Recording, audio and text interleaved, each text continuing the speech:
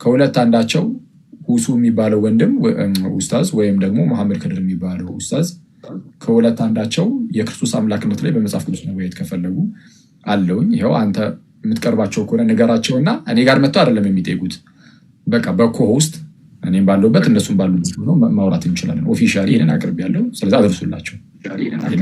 በአደባባይ በ4000 ሰው ፊት ነው ያልኩት። ሪከርድ ተደርጎም ይደርስላቸዋል። አንተም ደግሞ ነገራቸው በመከባበር በተቻለን አቅም እንግዲህ ለመወያየት እንሞክራለን ማለት ነው። አመሰግናለሁ። መልካም ጊዜ። ትህትናክ በጣም ደስ ይላል። አመሰግናለሁ። እንደ ሌሎቹ አይደለም። ሌሎቹ ብዙ እንትን አይቻለሁ፣ ግን ያንተ በጣም አሪፍ ነው። ሰላም ሁንልኝ ወንድ።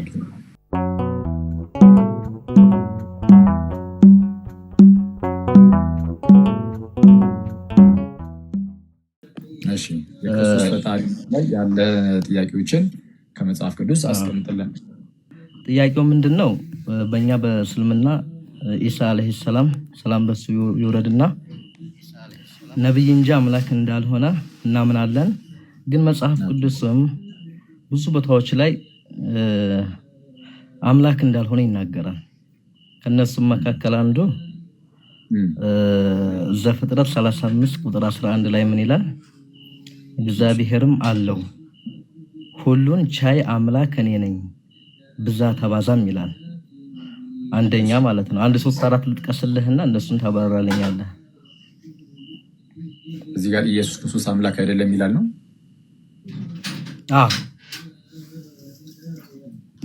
እስቲ አንብበው ደግሞ ወይ ልጥቀስልህ ደጋ አሁን ለመጨቃጨቅ ሳይሆን ወይም ደግሞ ለመከራከር አይደለም። ነው አውሂ በወንድሜ ዘፍጥረት ምዕራፍ 35 ቁጥር 11 ላይ እግዚአብሔር ማረው ሁሉን ቻይ አምላክ እኔ ነኝ፣ ብዛ ተባዛም፣ ህዝብና የአሕዛብ ማህበር ከአንተ ይሆናል፣ ነገስታትም ከጉልበት ይወጣሉ የሚለውን ይህንን እንትን አልክ ማለት ጠቀስክና ክርስቶስ አምላክ አይደለም ይላል ብለን የጠቀስኩ ይህንን እዚህ ጋር የቱ ጋር ነው ክርስቶስ አምላክ አይደለም የሚለው ብዬ ነው። እግዚአብሔርም አለው ያለው ማለት ነው። አሁን እዚህ ጋር ጥያቄ እኮ እሱን ነው የምጠይቀህ። እኔ የተረዳሁት እግዚአብሔርም አለው የሚለው ያው ኢሳ አለይሂ ሰላም እንደሆነ እኔ የተረዳሁት በመጀመሪያ ደረጃ ማለት ነው። ያዕቆብን ነው ያዕቆብን እዚህ ጋር እግዚአብሔር ከያዕቆብ ጋር በቤተል ይገናኝና እግዚአብሔር ያዕቆብን እንዲህ እያለ ይናገረዋል። ያዕቆብን ነው እንጂ አሁን አንተ እንዳልከው አሁን ኢሳ ስትል ኢየሱስን እያልክ ከሆነ ማለት ነው ኢየሱስን አይደለም። ኢየሱስ አይደለም ያዕቆብ እግዚአብሔር ያዕቆብን እየተናገረው ከላይ ከፍ ብሎ እንዲህ ይላል። ቆያንስቲ አንዴ ይቀርታል። ዘፍጥረት 35 ክፍል እግዚአብሔር ያዕቆብን አለው እሺ ተነስተህ ወደ ቤቴል ውጣ፣ በዚያም ኑር፣ እንደዚህ እንደዛ። በቃ ይሄ ከወንድሙ ከኤሳው ይሸሻል ምናምን እንግዲህ ከርብቃ ከእናታቸው እንትን ካሉ በኋላ ማለት ነው።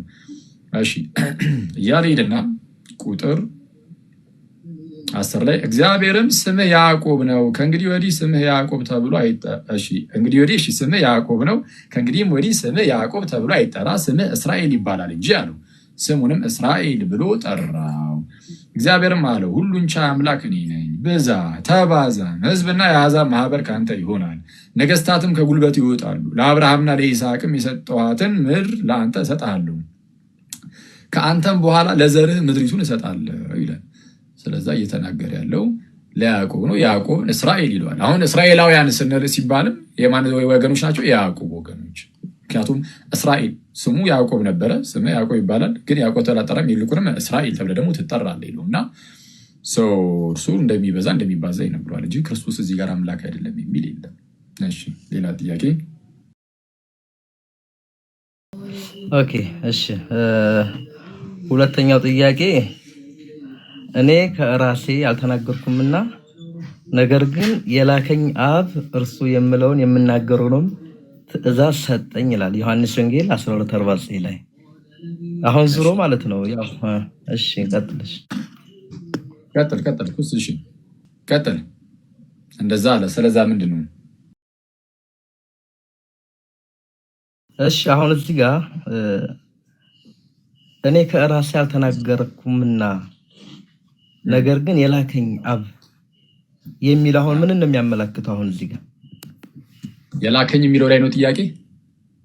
የላከኝ እሺ ጌታችን ኢየሱስ በአብ ተልኳል ወይ ከአብ ተልኮን የመጣው? ያው ምንም ይሄ መጽሐፍ ቅዱስ ላይ በጣም በተደጋጋሚ እዚህ ክፍል ላይ ብቻ አይደለም ጌታችን ኢየሱስ በዚሁ በዮሐንስ ወንጌል ምዕራፍ 17 ቁጥር 3 ላይም እውነተኛ አምላክ ይሁን ካንተም ብቻ የላከውንም ኢየሱስን ያውቁ ዘንድ ይህች የዘላለም ሕይወት ናት ብሏል እና የላከውን ብሎ ተናግሯል። ስለዚህ ክርስቶስ ኢየሱስ ተልኮ መጥቷል። ልጅ እንደመሆኑ ተልኮ መምጣቱ ግን ራሱን ከአብ የሚያሳንሰው ግን አይደለም፣ ወይም ደግሞ አምላክነቱን የሚያሳጣው ግን አይደለም። መላክ በራሱ አምላክነትን የሚያሳጣ ስላልሆነ እኔ ልጅን ስለላኩት ከሰውነቱ አላጎርለውም። ልጄም ሰው ነው። ልጅ የለኝም ግን ልጅ ቢኖረኝ እኔም ሰው ነኝ፣ ልጄም ሰው ነው። ልጄን ስለላኩት ከሰውነት ተርታ ውጭ ይሆናል ማለት አይደለም። ወልድ አብ አምላክ ነው፣ ወልድም አምላክ ነው። ግን አንድ አምላክ ኦፍኮርስ፣ ግን የተለያዩ አካላት ናቸው። የተለያዩ አካላት ከመሆናቸው አንጻር ልጅ እንደመሆኑ ወደ ዓለም መጥቷል። ወደ ዓለም ለምን ተልኮ መጣ አካልን? ዓለምን የፈጠረው እግዚአብሔር አስቀድሞ በልጁ ነበረ። ተመልከታዊ ዓለምን እግዚአብሔር አስቀድሞ የፈጠረው በልጁ ነበር። ልክ ዕብራውያን ምዕራፍ 1 ቁጥር 2 ላይ ሁሉን ወራሽ ባደረገው ደግሞ ዓለማትን በፈጠረበት በልጁ በዚህ ዘመን መጨረሻ ለኛ ተናገረን ይላል። ዓለማትን ፈጥሮበት ነበር እና በኋላ ላይ ደግሞ ዓለም ወደቀ፣ ድህነት የሚያስፈልገው ሆነ ዓለም። ስለዛ ላከው። ዓለምን የፈጠረበትን ራሱን ልጁን ላከና ዓለምን ሊያድነው ማለት ነው። ይህንን ለማወቅ አሁን አንተ የጠቀስከው ጥቅስ ከፍ ብለን እንየው። ቁጥር 46 ጀምሮ ከቁጥር 45 ጀምሮ እንየው። እኔንም የሚያይ የላከኝን ያያል ይላል። እኔን የሚያይ አብን ያያል። አሁን እንደዚህ ብሎ በድፍረት መናገር የሚችል ራንደም ፍጡር አለ? የለም። እኔን ያየ አብን አይቷል ብሎ በድፍረት መናገር የሚችል ፍጡር ማንም የለም። ጌታችን ኢየሱስ ግን ምን አለ? እኔ የሚያይ የላከኝን ያያል። ቀደም ብሎ 14ኛው ምዕራፍ ላይ ምን ብሎ ነበረ ፊልጶስን? እንደው አብን አሳየንና ይበቃናል ሲለው ፊልጶስ ይኸው አየኸኝ አይደል ያሉ፣ እኔን ያየ እኮ አብን አይቷል አለ። እኔን ያየ እኮ አብን አይቷል። ስለዚህ የምርም አምላክ ነው። ይህ ነገር እንዴት ነው እንደዚህ ሆነው ከተባለ እግዚአብሔርን ያየው አንድ ሰው እንኳ የለም ብሎ ተናገረና ዮሐንስ ወንጌል ምዕራፍ 18 ላይ በአባቱ እቅፍ ያለ አንድ ልጁ እርሱ ግን ተረኳል። ብቸኛ ልጁ ማለት ነው፣ በእርሱ እቅፍ ያለው። ስለዛ ልጅነቱ የገዛ ልጅነት ስለሆነ ባህሪያዊ ስለሆነ በባህሪ ከዛ ከአባቱ ጋር አንድ ነው። ማንም ሰው እግዚአብሔርን አይቶት አያውቅም። ክርስቶስ ግን ከሩቅ ማየት ራሱ አይደለም በእቅፉ ያለ ነው ተብሎ ተረከው ተባለ። ለማንኛውም ቀጠል አድርጎ እንዲህ አለ፣ በእኔ የሚያምን ሁሉ በጨለማ እንዳይኖር እኔ ብርሃን ሆኜ ወደ ዓለም መጥቻለሁ። ዓለምን ላድን እንጂ በዓለም ልፈርድ አልመጣሁምና ቃሌን ሰምቶ የማይጠብቅ ቢኖር የምፈርድበት እኔ አይደለሁም። የሚጥለኝ ቃሌንም የማይቀበለው እርሱ የሚፈርድበት አለው። እኔ የተናገርኩት ቃል እርሱ በመጨረሻው ቀን ይፈርድበታል ይላል። ለምን መጥቻለሁ አለ? ዓለምን ላድን። እግዚአብሔር አስቀድሞ ተመልከት፣ በልጁ ዓለማትን ፈጥሮ ነበር። ዓለማትን የፈጠረው በምኑ ነበር? በልጁ። ይኸው ጠቅስ ቃል በቃል ዓለማትን በፈጠረበት በልጁ ይላል ዕብራውያን ምዕራፍ 1 ቁጥር 2። ከዛ በኋላ ወደቅን፣ ድህነት ያስፈልገናል። ስለዚህ እኛን ለማዳን አሁንም ራሱን ልጁን ላከው ነው። አሁን ደግሞ በልጁ ሊያድነን ፈለገ። ሊያድነን ሲፈልግ ቀጥታ ወደኛ ልኩት። ወደኛ ልኩት ማለት በነገራችን ላይ ከአንድ ቦታ ወደ አንድ ቦታ መለኮት የሚንቀሳቀስ ሆኖ እኮ አይደለም። ስጋ ግን ውስን ነውና ያንን ውስን የሆነውን እዚህ ያለውን እኛ ጋር ያለውን ስጋ ተዋህዶታልና ከስጋ አንጻር መጣ ተብሎ ይነገርለታል። ስለዛ ልክ እንደዛ ማለት ነው። ያንን ነው የሚያሳየው እንጂ አምላክነቱን አያሳጣውም። ልክ ቅድም እንዳልኩ ነው። እኔ ልጄን ብልከው ሰውነቱን አያሳጣውም። አብ ወልድን ላከ ማለት የወልድን አምላክነት የሚያሳጣ አይደለም። እሺ ቀጠላ ይባ አይ ኦኬ። ያው በከፊል ማለት ያው አንተ እንደተረዳው ብዙ ዲቴይል እንትን አልልም ማለት እውቀቱም ሎጂካሊ እውቀቱም ስለሌለኝ፣ ግን በዚህ ጉዳይ ለምንድን ነው እነ ሁሱ ጋም ሆነ ኡስታዝ መሐመድ ከድር እና አንዳንድ ኡስታዞች አሉ ዙራ ሆኔ ስገባ ያው ያየሁትን የነገርኩህ እንጂ እውቀት የለኝም። በእስልምናው ላይ ከፊል ሊኖረኝ ይችላል፣ ግን በዚህ በክርስትናው ዘንድ ሎጂካሊም ዲቴይልም እውቀት ስለሌለኝ ለምንድን ነው ተወያይታችሁ ወደ የሆነ ነገር እንትን የማትሉት? እናንተ በአቋማችሁ እኛም በአቋማችን ማንጸናበት ምክንያት ምንድን ነው? አሁን ላይ እየተደረገ ያለ መበሻሸቅ፣ መከራከር፣ እንደውም አልፎም ጥላቻ ነው እየተካሄደ ያለና ጥያቄ ብዙ ነበረ። እሱን እንትን አልልህም፣ ግን እንደ ጥያቄም ነገር አሁን ከሳምንት በኋላ ኦልሬዲ የሚገባ ይመስለኛል። ሁሱ ወይም ደግሞ መሐመድ ሲራጃል ብዙ ልጆች አሉ። ማለት እንደው ስርዓት በሰፈነ መልኩ ለምንድን ነው መወያየት የማትችሉት? ይሄን ልጠይቅ ነው።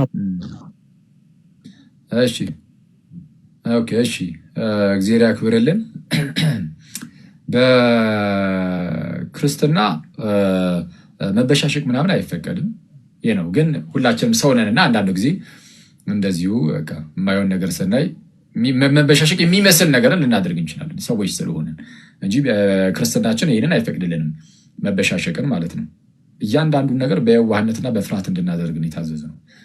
ልክ አንደ ጴጥሮስ ምዕራፍ 3 ላይ እንደተነገረው ማለት ነው። ከዚህ ቀደም አንስተን እንዳየነው በእናንተ ስላለው ተስፋ ለሚጠይቋችሁ ሁሉ ዘወትር ለመመለስ የተዘጋጃችሁ ሁኑ ይልና ነገር ግን በየዋህነትና በፍርሃት ይሁን ነው የሚለው። ስለዛ እንደዛ ነው ልናደርግ የሚገባው። እንደዛ እንዲሆን ያው ጥንቃቄ ይፈልጋል። ዲስከሽን ሰዓት ጭቅጭቅ ሲበዛ ቶሎ ማቋረጥ ይሻላል። ምክንያቱም ወደማይረባ ነገር ሊኬድ ስለሚችል ማለት ነው። ያም ሆነ ግን ያው አንዳንዴ ያው እንትን ልንል እንችላለን። ተውትና አሁን ያልከው ግን ይሄ ከኡስታዞች ጋር ለምን አትወያዩም ላልከው እንወያያለን፣ ይቻላል። ከዚህ ቀደም ለአንድ ወንድም አቅርቤ ነበረ፣ የውይይት ጥሪ አቅርቤ ነበረ። ምናልባት እስቲ አስፈላጊ ከሆነ አስብበትና ያኛው ስላልመለሰ ለሌላኛው ኡስታዝ ለማቅረብ እንሞክራለሁ ጌታ ከረዳን። ግን እንደዛ ለማድረግ እንሞክራለን። ከዛ በዘለለ ግን ልክ እንደዚህ ደግሞ እየመጣችሁ ጥያቄ ያላችሁን ደግሞ መጠየቅ ይቻላል። በሰላም በፍቅር ደግሞ እንደዚህ እንጠያየቃለን። እግዚአብሔር ያክብርልኝ። አሁን እዚህ ጋር ጥያቄ እንትን አንድ ጊዜ ይቅርታ ጋር ማለት ነው። እሺ የመጨረሻ ጥያቄ ያው አንተ ጸባይም ጥሩ ስለሆነ ከ10 ደቂቃ በላይ ወደ 12 ደቂቃ ተጠቅመሃል። እሺ የመጨረሻም ጥያቄ እንትን አሁን ማለት ከሁሉም ችግር ያየሁት ከእናንተም በኩል ከኛም በኩል ያው እኔ ቤት መጥቶ ይጠይቅ ነው ብዙ ማለት ነውና አሁን እንደ ሀገራችን ላይም ያው የተከሰተ የሆነ ነገር አለ። በእኛ በነብያችን መሐመድ አለይሂ ሰላቱ ወሰላም ላይ የነበረው ዘመቻ ሁሉም ነገር ይታወቃልና አሁን በዚህ በኩል ለምን የሆነ ከሁለቱ ገለልተኛ የሆነ አካል ተመርጦ ማለት ሰላማዊ በሆነ ፍቅር ብትወያዩ ነው የምለው እኔ። ይቻላል። እስቲ አሁን አንተን የሚቀርቡ ከሆነ እስቲ አቡ ሂባ እንግዲህ እሺ እንደዚህ እናድርግ። ማን ያልካቸው ሁሱና መሐመድ ከድር ነው ያልከውና ሁለቱም በቃ ለሁለቱም እዚሁ ኦፊሻሊ ያቀረብኩኝ። እሺ ከሁለት አንዳቸው ሁሱ የሚባለው ወንድም ኡስታዝ ወይም ደግሞ መሐመድ ከድር የሚባለው ኡስታዝ ከሁለት አንዳቸው የክርስቶስ አምላክነት ላይ በመጽሐፍ ቅዱስ መወያየት ከፈለጉ አለውኝ። ይኸው አንተ የምትቀርባቸው ከሆነ ነገራቸውና እኔ ጋር መጥተው አይደለም የሚጠይቁት፣ በቃ በኮሆስት እኔም ባለሁበት እነሱም ባሉበት ሆኖ ማውራት እንችላለን። ኦፊሻሊ ይሄንን አቅርቤያለሁ። ስለዚህ አድርሱላቸው። በአደባባይ በ4000 ሰው ፊት ነው ያልኩት። ሪከርድ ተደርጎም ይደርስላቸዋል። አንተም ደግሞ ነገራቸው በመከባበር በተቻለን አቅም እንግዲህ ለመወያየት እንሞክራለን ማለት ነው። ስለዚህ መልካም። እሺ አመሰግናለሁ። መልካም። እሺ አቡይባ። እሺ ሙጂብ ኦስማን ሰላም ላንተ ይሁን ወንድሜ። ሰላም ነው። ማን ነበር ያ ክርስቶስን የሚሳደበው ሰውዬ እኮ ነው በጌታ ስም። ኧረ በቅዱስ ሚካኤል አውቀዋለሁ። ከኔ ጋር ራሱ አውርቶ ያውቃል በፊት ቴሌግራም ላይ ያለን። እሱ አስቸጋሪ ነው፣ በስድብ ነው የሚታወቀው። ግን እስቲ ያው ሁለቱን ውስታዞች ስለጠራ ሄድንበት። ኤኒዌይስ እስቲ እናያለን። እሺ ሰላም ለአንተ ይሁን። እንኳን ደህና መጣህ ሙጂብ። እንኳን ደህና ቆያችሁ። ሰላም ነው። ዜር ይመስገን። እሺ የጌታችን የክርስቶስ ኢየሱስ ፈጣሪነት ላይ ከመጽሐፍ ቅዱስ አንጻር ጥያቄ ያለኝ፣ እንደው ክርስቶስ በመጽሐፍ ቅዱስ ፈጣሪ አይደለም የምትልባቸው ጥያቄዎች ካሉ ፕሊዝ ወደ ጥያቄ። እሺ የኔ ጥያቄ ኢየሱስ የእግዚአብሔር ልጅ ነው ብላችሁ ታምናላችሁ? አዎ። ኢየሱስ ፈጣሪ ነው? ትክክል። ጌታችን ኢየሱስ ክርስቶስ እግዚአብሔርስ ፈጣሪ ነው? ትክክል፣ ፈጣሪ ነው። እግዚአብሔር ስትል አብን ነው አይደል? ያው ነው ፈጣሪ ነው ያለው ወይስ ምንድነው? ጥሩ። እሺ ጥሩ ጥያቄ ነው። ፈጣሪ ምን አልከኝ ወንድሜ? ራሱ ነው ሙጂ ቢሆን ምን ወይስ አልክ? ፈጣሪ ሁለት ፈጣሪ ነው ያለው? እኔ ያልገባኝ። አዎ ችግር የለም መልስልሃለሁ። እሺ ሰው ሙጂብ ወንድማችን የጠየቀው ጥያቄ ምንድነው? አብ ፈጣሪ ነው አለ፣ ወይም እግዚአብሔር ማለት ነው። አዎ ፈጣሪ ነው። እርሱ ደግሞ ልጅ አለው ትላላችሁ ወልድን። አዎ ጌታችን ኢየሱስ የእግዚአብሔር ልጅ ነው፣ እሱም ፈጣሪ ነው። አብን ፈጣሪ ወልድን ፈጣሪ፣ ታዲያ ሁለት ፈጣሪ ነው የሚል ነገር ነው የጠየቀንና አብ ፈጣሪ ነው አምላክ ነው፣ ወልድም አዎ ፈጣሪ ነው አምላክ ነው። ግን ሁለት ፈጣሪ ሁለት አማልክት ግን አይደሉም። ምን እያልን ነው? ከዚህ ቀደም በተደጋጋሚ እንደነገርኳችሁ ወልድ ከአብ ሲወለድ የተለየ አካል አለው እንጂ የተለየ መለኮት የለውም። ዲቪኒቲው ወይም መለኮቱ ከአብ የተለየ አይደለም። የአብ መለኮት ራሱ የወልድም መለኮት ነው። ስለዛ መለኮት ላይ አብና ወልድ አንድ ይሆናሉ። አካላት ላይ ወልድን ሁለት አካልነት ጨፍልቀን አንድ አካል አንልም።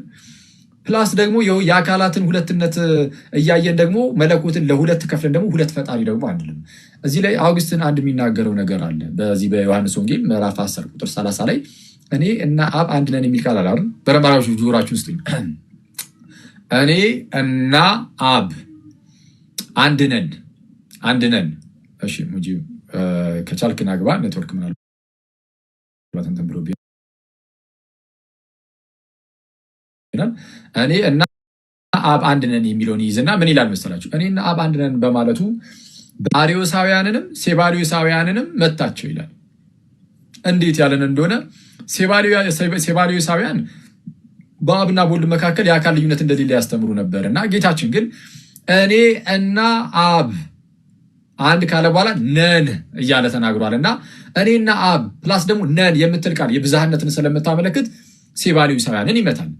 አሪዮስ ደግሞ ወልድና አብ አንድ ሊሆኑ አይችሉም የሚል ትምህርት ስላለው ወልድ ያንሳል የሚል ትምህርት ስላለው ራሱ ጌታችን ምንም እንኳን እኔና አብ ምንድነው ሁለት ብንሆንም በአካል ማለት ነው እኔ እና አብ ብሎ ቢናገርም ግን አንድ ነን ብሎ ተናግሯል። እና አንድ ነን በምትለው ቃል ደግሞ አርዮሳውያንን ይመታል ይላል። ስለዛ አብ ፈጣሪ ነው፣ ወልድም ፈጣሪ ነው፣ ግን የተለያዩ ፈጣሪዎች ሳይሆን አንድ ፈጣሪ። ምን እያለ ነው? የአብ መለኮት የራሱ የወልድ መለኮት ነው።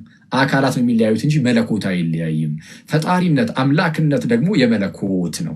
የመለኮት ስለሆነ በስልጣን በመለኮት አንድ ናቸውና ሁለት አማልክት ሁለት ፈጣሪ ብለን አንናገርም። ስለዛ መፍጠር ላይ አንድነት አለ፣ ግዛት አገዛዝ ላይ አንድነት አለ፣ ጌትነት ላይ አምላክነት ላይ እነዚህ ጉዳዮች ላይ አንድነት አለ። ስለዛ አብን አምላክ ብለን ስለጠራን ወልድን አምላክ ብለን ስለጠራን ሁለት አማልክት እያልን ሳይሆን በአብን በወልድም ያለውን አንዱን መለኮት እያሰብን ስለሆነ አምላክ እያልን እየጠራናቸው ያለ ነው። ስለ አንዱ መለኮት ማለት ያንን እያሰብን ስለሆነ አንድ አምላክ አንድ ፈጣሪ እንጂ ሁለት አምላክ አይደለም። እሺ ሌላ ጥያቄ ያለው ሰው ካለ ሙስሊም ወንድመቶች ጥያቄ መጠየቅ ትችላላችሁ ማለት ነው። ኮመንት ሊላችሁና እሺ ከሙስሊሞች ወይም ከያዋ ምስክሮች ክርስቶስ ኢየሱስ በመጽሐፍ ቅዱስ ፈጣሪ አይደለም የሚል ካለ ገብቶ መጠየቅ ይችላል። እያልን እየለመን ነው። ሙስሊም ወገኖቻችን ነው ጠይቁት። ታው ርዕስ ስንይዝ እኮ ማለት ነው አኪ በቃ አዛ ነው የምንሆነው እኮ በቃ ርዕስ ይዘንኛ በቃ በቁርአን ላይ ምናምን ስንል ጥያቄ ያለን ኮሜንት ላይ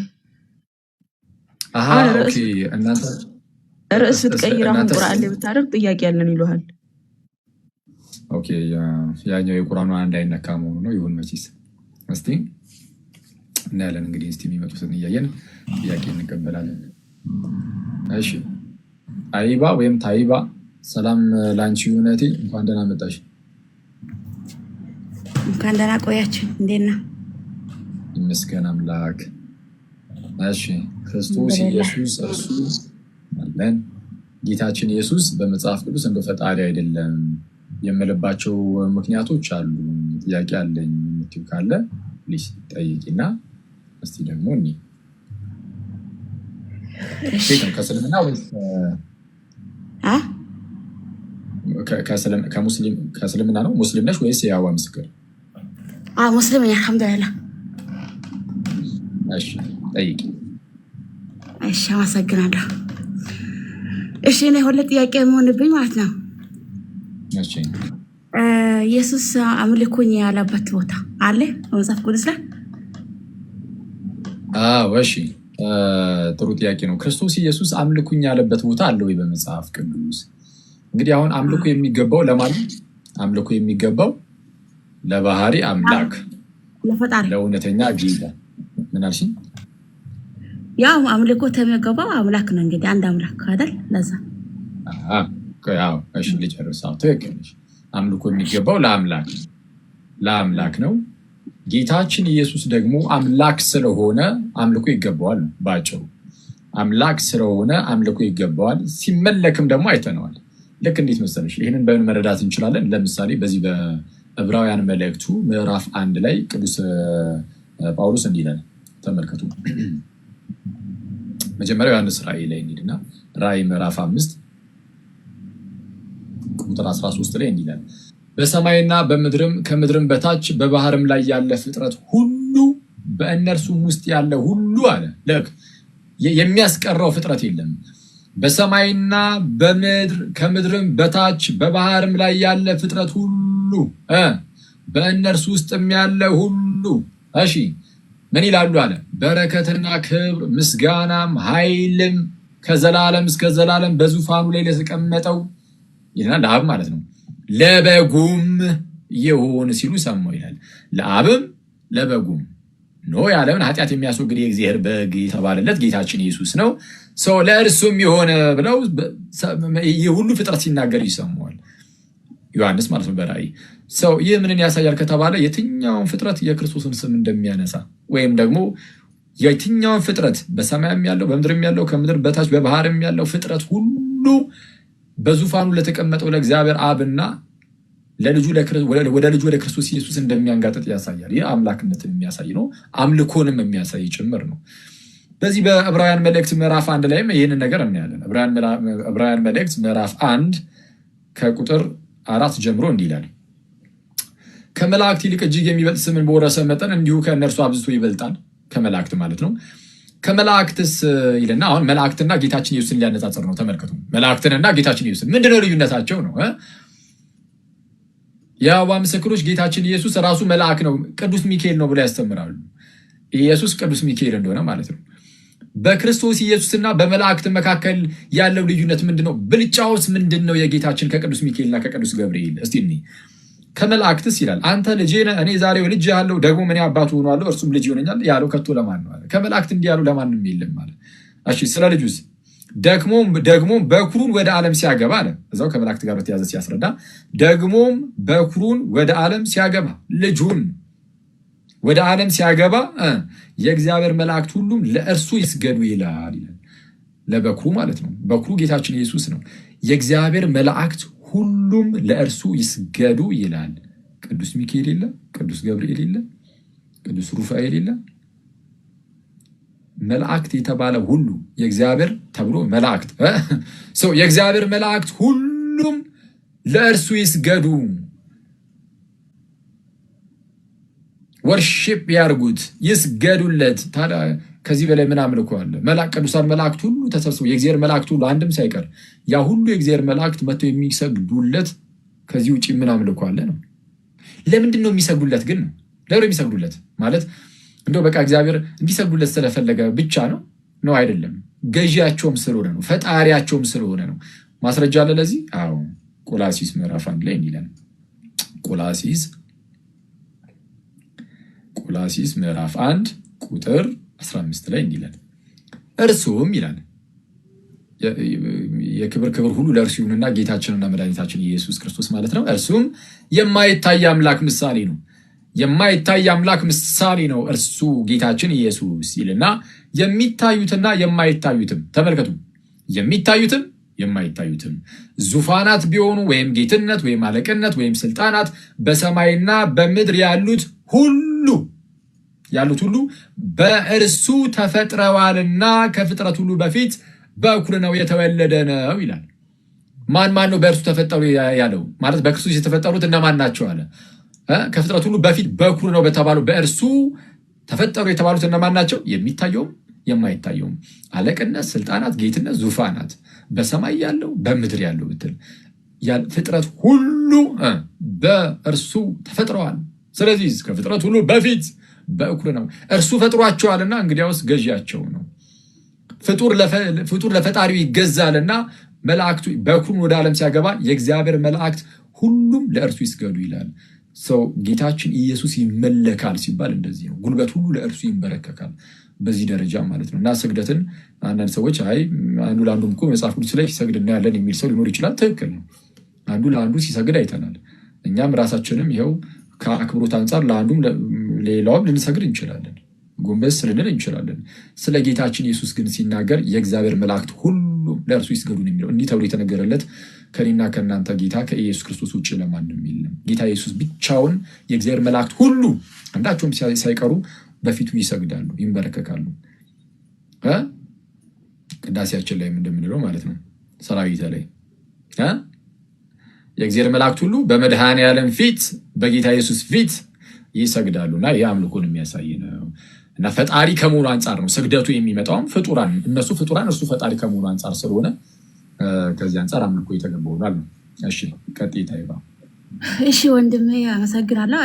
አይ እስካሁንም ድረስ አልተመለሰልኝም። ለምሳሌ ቃል በቃል አምላክ ነኝ አምልኩኝ ያለበት መጽሐፍ ቅዱስ ላይ አለ ወይ የለም? እኔ ጥያቄ ቃል በቃል ማቴ የተጻፈው የለም?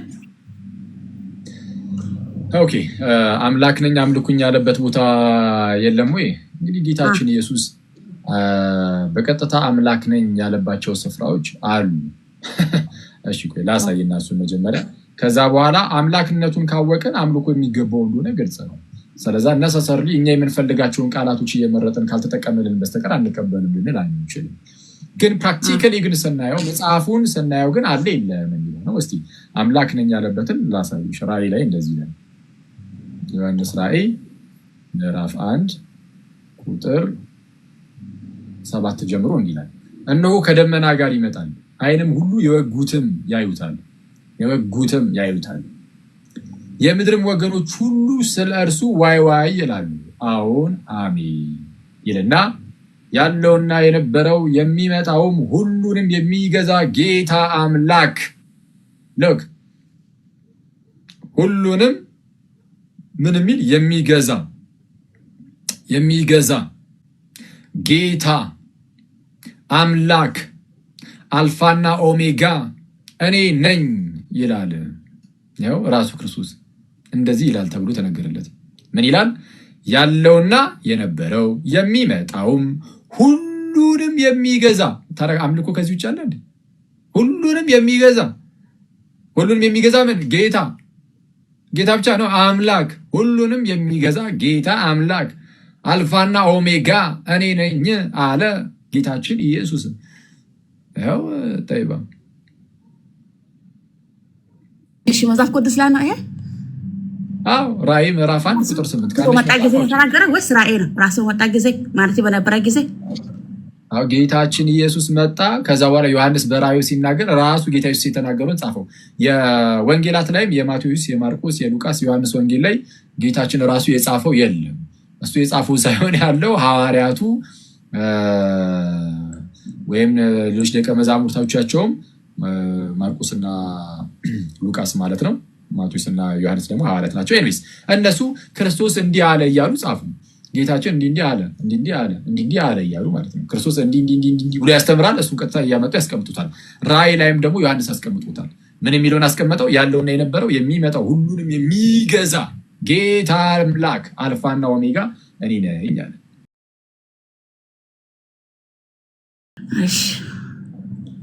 እሱ ከመምጣቱ በፊት ነቢያት ማቴ ኢየሱስ ከመምጣቱ በፊት ነቢያት የት ነበሩ? ማቴ ይቅርታል። እሺ አንድ ቻርጅ ሰካ። ነቢያቱ የት ነው የሚሄዱት? የት ነበረ የሚገቡት? በረድኤተ እግዚአብሔር ይጠብቃል። ማቴ ከሞቱ በኋላ ማቴ እሱ ከመጣ በኋላ አይደል አዳናን ብላችሁ የምታምኑት? ማቴ የምታምኑት እናንተ? ትክክል። እሺ ክርስቶስ ኢየሱስ እስከሚመጣ እንግዲህ የነቢያት ሁሉ ተስፋቸው ጌታችንና መድኃኒታችን ኢየሱስ ክርስቶስ ነው። አንዴ ቆይ፣ ነቢያት ሁሉ አባታችን የሚሉት አንድ ታላቅ አባት አለ፣ እርሱም አብርሃም ይባላል። አብርሃም የነቢያት ሁሉ አባት ነው። ነቢያት ቢነሱ በእስራኤላውያን ዘንድ በአይሁዳውያን ዘንድ አባታችን አብርሃም እያሉ የሚጠሩት ነው። እና ጌታችን ኢየሱስ ከአብርሃም ጋር በተያያዘ እንዲህ ሲል ተናገረ። ዮሐንስ ወንጌል ምዕራፍ 8 እሺ እንዲህ ይላል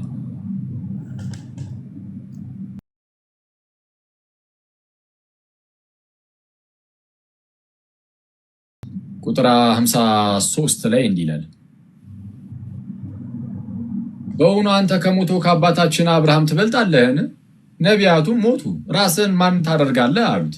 ጌታ ኢየሱስ መልሶ እንዲህ አለ እኔ ራሴን ባከብር ክብሬ ከንቱ ነው፣ የሚያከብረኝ እናንተ አምላካችን የምትሉት አባቴ ነው አለ። እናንተ አምላካችን የምትሉት አባቴ ነው።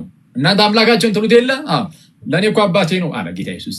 እናንተ አምላካችን የምትሉት እርሱ አባቴ ነው። እሺ አላወቃችሁትም፣ እኔ ግን አውቀዋለሁ። አላውቀውም ብል እንደናንተ ሐሰተኛ በሆንኩ ነበር። ዳሩ ግን አውቀዋለሁ፣ ቃሉንም እጠብቃለሁ ይልና አባታችሁ አብርሃም ቀኔን ያይ ዘንድ ሐሴት አደረገ፣ አየም ደስም አለው። አባታችሁ አብርሃም ቀኔን ያይ ዘንድ ሐሴት አደረገ፣ አየም ደስም አለው። አይሁድም ገና 50 ዓመት ያልሆነ አብርሃምን አይተሃልን ብለው ይጠይቁታል። ጌታችን ኢየሱስ መለስ አድርጎ እውነት እውነት እላችኋለሁ አብርሃም ሳይወለድም እኔ ነኝ። አብርሃም ሳይወለድም እኔ አለሁ። አብርሃም ግን ቀኔን ያይ ዘንድ ሐሴት አድርጎ ነበር፣ አየም ደስም አለው። ስለዚህ የነቢያት ሁሉ ተስፋቸው የራሱን አብርሃምን እንኳን ጨምሮ ማለት ነው አባታችን የሚሉት የሚያከብሩት አብርሃምን ጨምሮ የነቢያት ሁሉ ተስፋቸው ጌታችን ኢየሱስ ክርስቶስ ነበረ። በዚህ በማቴዎስ ወንጌል ላይም ጌታችን ኢየሱስ እንደዚህ ይላል። አንዴ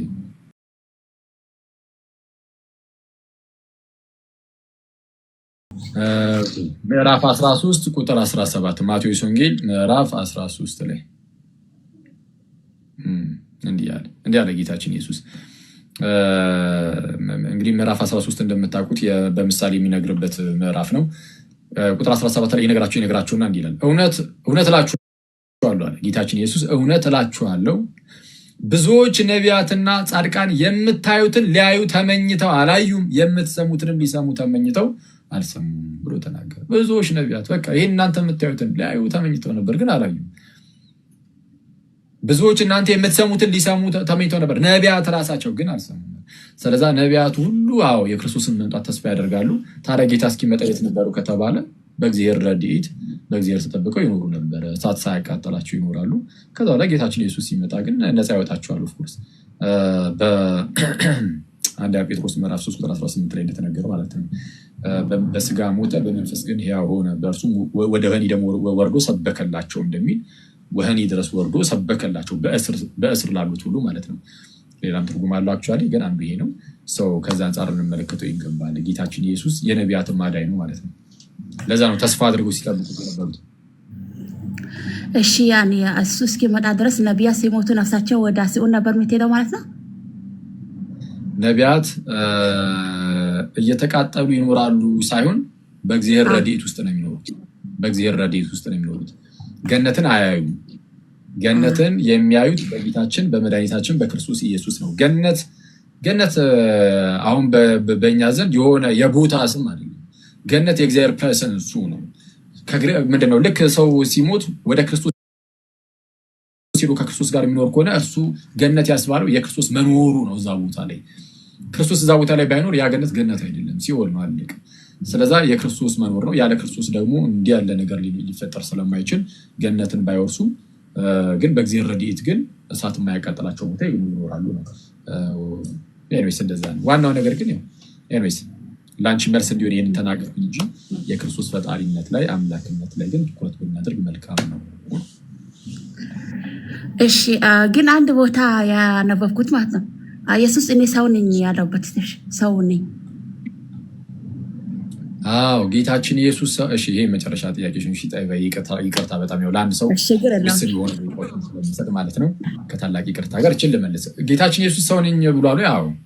አየሽ ጣይባ ምን መሰለሽ፣ ከዘላለም የነበረው ያ ጌታ ከአብርሃም ሳይወለድ በፊትም እኔ ነኝ ያለው ጌታ ዮሐንስ ወንጌል ምዕራፍ 8 አውቀድ ያነበብኩልሽ ላይ ማለት ነው። አብርሃም ሳይወለድ እኔ ነኝ ያለው ያ ጌታ ከዘላለሙም የነበረው እርሱ መጥቶ ከቅድስት ድንግል ማርያም በስጋ ደግሞ ተወልዷል። ምን ማለት መሰለሽ፣ ልክ እንደኔና እንዳንቺ ያለ አይነት ስጋ ነው ጌታችን ኢየሱስ ለራሱ አድርጓል። መንፈስ ነበረ ድሮ፣ አስቀድሞ ሰው ከመሆኑ በፊት ቃል ብቻ ነው። አለቅ። የእግዚአብሔር ቃል ነው። አይዳሰስም፣ አይታይም፣ አይራብም፣ አይጠማም፣ አይደክምም፣ አይሞትም። ማንም ሊቀርበው በማይችለው ብርሃን ውስጥ የሚኖር ብቻ ነው። እና እንዲህ ያለው ጌታ መጣና ልክ እንዲህ እንዳንቺ አይነት ስጋን የራሱ ሲያደርግ በዛ በስጋው በኩል ተገለጠ። ከዛ በኋላ ተወለደ እያልን ስንናገር ከዛ ከስጋው አንጻር ነው። በስጋ ያንን አደረገ ነው። በስጋ ተወለደ። ከዛ በኋላ ሰው ተብሎ ተጠራ፣ ሰው ተባለበት። ምክንያቱም የእኛን ሰውነት የእኛን ስጋ ይዟልና ጌታችን ኢየሱስ አምላክ ብቻ አይደለም አሁን ሰው። ስለዛ ክርስቶስ እርሱ ፍጹም አምላክ ፍጹም ሰው ከአብ እንደመወለዱ ከአብ ጋር አንድ ነው በባህሪ፣ በስጋ ደግሞ ከድንግል ማርያም እንደመወለዱ ከሰው እንደመወለዱ ከኛ ጋር ከሰዎች ጋር ደግሞ አንድ ነው፣ ሰው እንደመሆኑ ማለት ነው። ስለዛ አምላክም ሰው እኛን ስለማዳን ይህንን አደረገ፣ ሰውነትን ስጋን ያዘ። ፊልጵስዩስ ምዕራፍ 2 ቁጥር 6 ላይ ምን ይላል? በእግዚአብሔር መልክ ይኖር የነበረው እርሱ ይላል። ፊልጵስዩስ ምዕራፍ 2 ቁጥር 6 ላይ እርሱ በእግዚአብሔር መልክ ሲኖር ሳለ ከእግዚአብሔር ጋር እኩል መሆንን መቀማት እንደሚገባ ነገር አልቆጠረውም። በእግዚአብሔር መልክ ሲኖር ሳለ ከእግዚአብሔር ጋር ምን መሆንን? እኩል መሆንን፣ መተካከልን። በእግዚአብሔር መልክ መኖር ማለት ከእግዚአብሔር ጋር መተካከል ማለት ነው። እርሱ በእግዚአብሔር መልክ ሲኖር ሳለ ከእግዚአብሔር ጋር መተካከልን፣ ከእግዚአብሔር ጋር መተካከልን መቀማት እንደሚገባ ነገር አልቆጠረውም። ነገር ግን የባሪያን መልክ ይዞ አለ። ተመልከቺ፣ በእግዚአብሔር መልክ ይኖር ነበረ ከእግዚአብሔር ጋር እኩል ሆኖ። በኋላ ግን የማንን መልክ ያዘ ደግሞ ተባለ? የባሪያን መልክ ደግሞ ያዘ። የባሪያን መልክ ይዞ በሰው ምሳሌ ሆኖ ራሱን ባዶ አደረገ። ራሱን ባዶ አደረገ ተብሎ ተነገረት። እንዴ የባሪያን መልክ በመያዙ በሰው ምሳሌ ሆኖ ራሱን ማለት በሰው ምሳሌ በመሆኑ ራሱን ባዶ አደረገ ተብሎ እንዴት ተነገረለት? ሰው መሆን ለእርሱ እንዴት ነው ማለት ለእርሱ ሰው መሆን ራስን ባዶ ማድረግ ተብሎ እንዴት ተነገረት? ለምሳሌ አንቺ አሁን ሰው በመሆንሽ ራስን ባዶ አድርገሽ ተብሎ አይነገርልሽም። ሲጀመርም ሰው ነሽ፣ ሌላ ነገር አልነበርሽም። እንደውም ከምንም ነው ወደ ሰውነት የመጣሽውና ይሄ ትልቅ ክብሩን ለኔ ነው ልትይ የምትችይው። ኦኬ እኛ አስቀደምን ምንም አልነበርንም፣ ሰው ሆነናል እና እግዚአብሔር እናመሰግነዋለን። ከምንም ወደ ሰውነት አምጥቶናል ብለን። ለጌታችን ኢየሱስ ግን ሰው መሆን ራስን ባዶ ማድረግ ነው ተብሎ ተነገረ። ለምን? እሱ አምላክ ነዋ።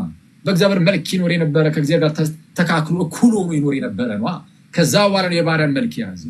በሰው ምሳሌ ሆኖ ራሱን ባዶ አደረገ ብሎ ተናገረ። ቀጥል ያደርግና ደግሞ ምን ይላል? በምስሉም እንደ ሰው ተገኝቶ ራሱን አዋረደ። ኧረ ራስን ማዋረድ ነው ለጌታችን ሰው መሆን? አዎ፣ ለእኛ ሰው መሆን ራስን ማዋረድ አይደለም። ለእኛ ክብራችን ነው ሰውነታችን። ለጌታ ኢየሱስ ግን ሰው መሆን ራሱን ማዋረድ ተብሎ ተነገረለት። ምክንያቱም እርሱ አምላክ ነው። አምላክ ሲሆን ሰው መሆን ራስን አዋርዶ መምጣት፣ ዝቅ ማለት እሱ ነው። እኛ ግን ሰው ስለሆነ ኦልሬዲ ሰው በመሆናችን እንደዚህ ተብሎ አይነገርም። ሰው ብቻ ቢሆን ኖሮ ጌታ ኢየሱስ እንዲህ ተብሎ አይነገርለትም። ስለዛ ምን ተባለ? በምስሉም እንደ ሰው ተገኝቶ ራሱን አዋረደ፣ ለሞትም ይኸውም የመስቀል ሞት እንኳን የታዘዘ ሆነ አለ። ስለዛ ሞትን እንኳን ቀመሰ። ለምን? በምስሉ እንደ ሰው ስለተገኘ፣ ከእመቤታችን በስጋ ስለተወለደ። ሰው ተብሎ መጠራት ብቻ አይደለም፣ አረ ጭራሽ ሞቶልናል። በስመ አብ። ሰው ተብሎ መጠራት ጌታችን ኢየሱስ ራሱን የሰው ልጅ እያለ በጣም ብዙ ቦታ ጠርቷል። ሐዋርያቱም ሰው ብለው ጠርተውታል። የምርም ደግሞ ጌታችን ኢየሱስ ሰውም ጭምር ነው። የክርስቶስን ሰውነት የሚክድ እርሱ የተወገዘ ድህነትን የሚያጠና አምላክነቱንም መካድ አይቻልም፣ ሰውነቱን መካድ አይቻልም። መጽሐፍ ቅዱሳችን ስለ ክርስቶስ ሲናገር አምላክነቱን ይናገራል፣ ሰውነቱን ይናገራል። አንዱን መርጠን አምላክነቱን ብቻ መርጠን ወስደን ሰውነቱን ብንክድ እንጠፋለን። በቃ ከዘላለም ሕይወት እንጎርላለን። ከዛ ወደ ዘላለም እሳት እንጣላለን። ሰውነቱን ብንክደው የለም ሰውነት ሰውነቱን ብቻ ወስደን የኢየሱስ ክርስቶስን አምላክነቱን የፈጣሪ ልጅነት የእግዚአብሔር ልጅነቱን ብንክድ የዘላለም እሳት ውስጥ ነው የምንኖረው። ለዘላለም እየተቃጠልን እንኖራለን፣ ከፈጣሪ እንጠፋለን።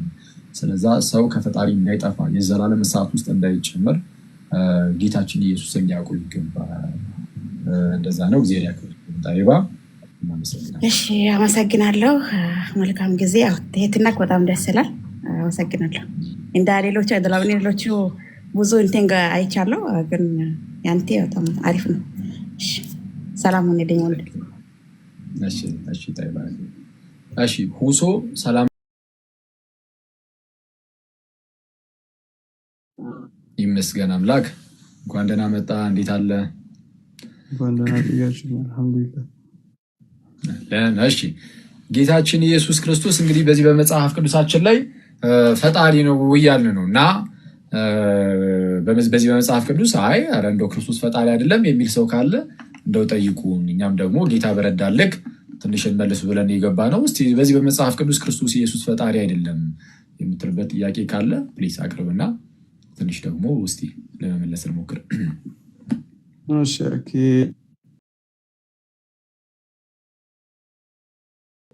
ፖዞናል እያወራ ከሆነ ውሶ ወንድሜ አለውኝ መጽሐፍ ቅዱስ ላይ የሆነ ጥቅስ አግኝቼ ነበር ባይብል ላይ ማለት ነው። እሺ ዮሐንስ ወንጌል ምዕራፉን አላውቀውም ግን ቁጥር 17 ላይ እሺ ኢየሱስ ይናገራል እኔ ገና አላረኩም ወደ እኔ ምን ብሎ ወደ አባቴና ወደ አባታችሁ ወደ አምላኬና ወደ አምላካችሁ የሚል ፓርት አለ። አዎ አለ። እና እዚህ ጋር እስቲ አብራር ምን ለማለት ፈልጎ ነው? ማለት ራሱ አምላክ ሆነ ራሱን ለምን አልነገረንም? ትክክል። እሺ ክፍሉ ያለው ዮሐንስ ወንጌል ላይ ነው።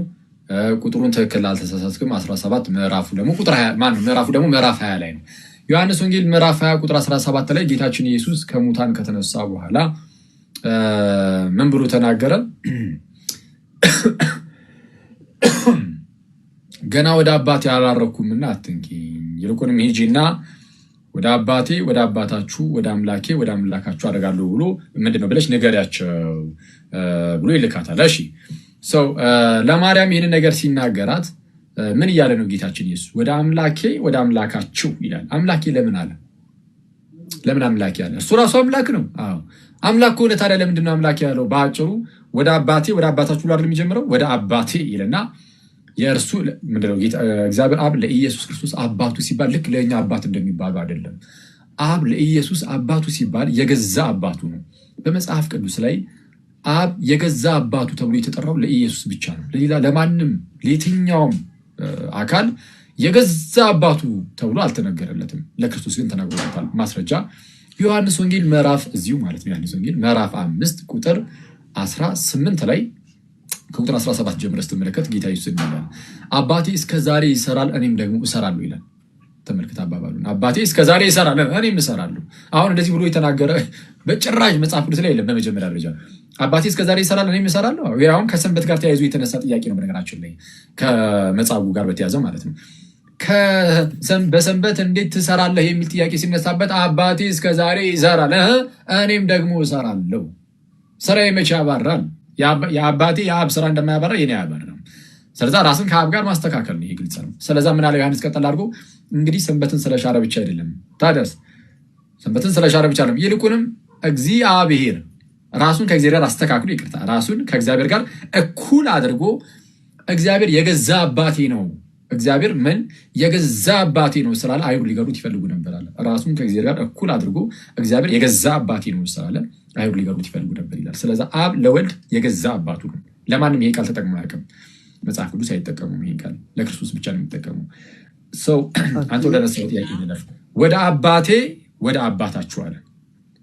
ወደ አባቴ ወደ አባታችሁ። ስለዚህ ለእርሱ አባት ነው ሲባል ይለያል።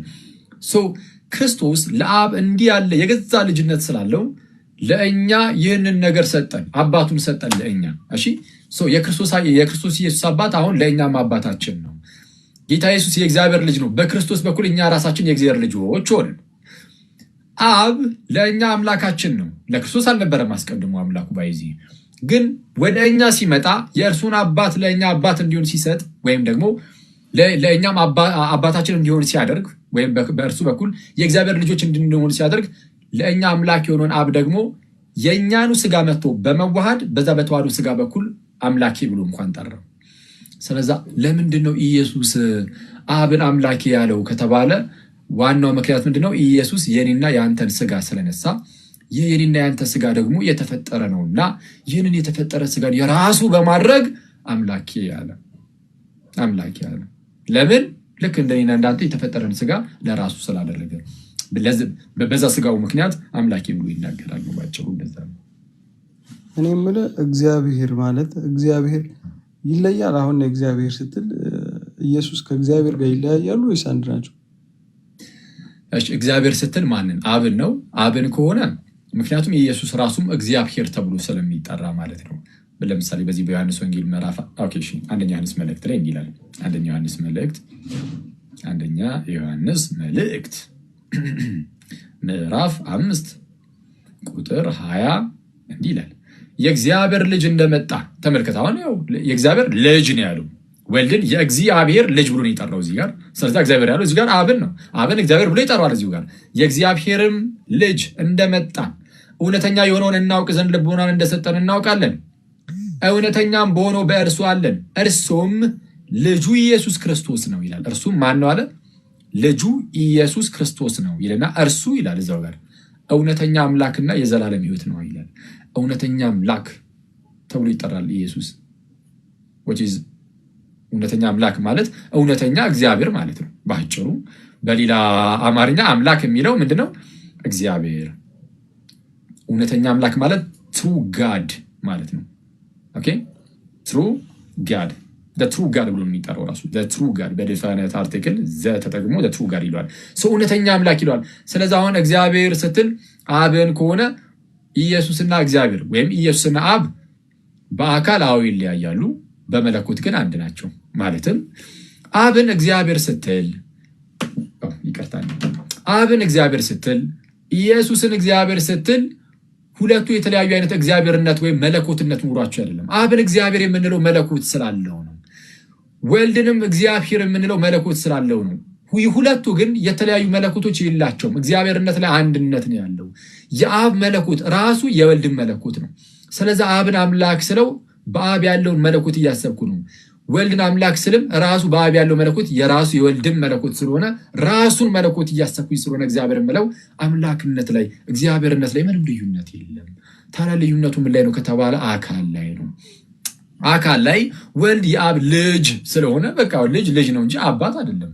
አባትም አባት እንጂ ልጅ አይደለም በሁለቱም መካከል ማለት ነው። ስለዛ የአካል ልዩነት አለ። አንዱን ሲልክም አይተናል።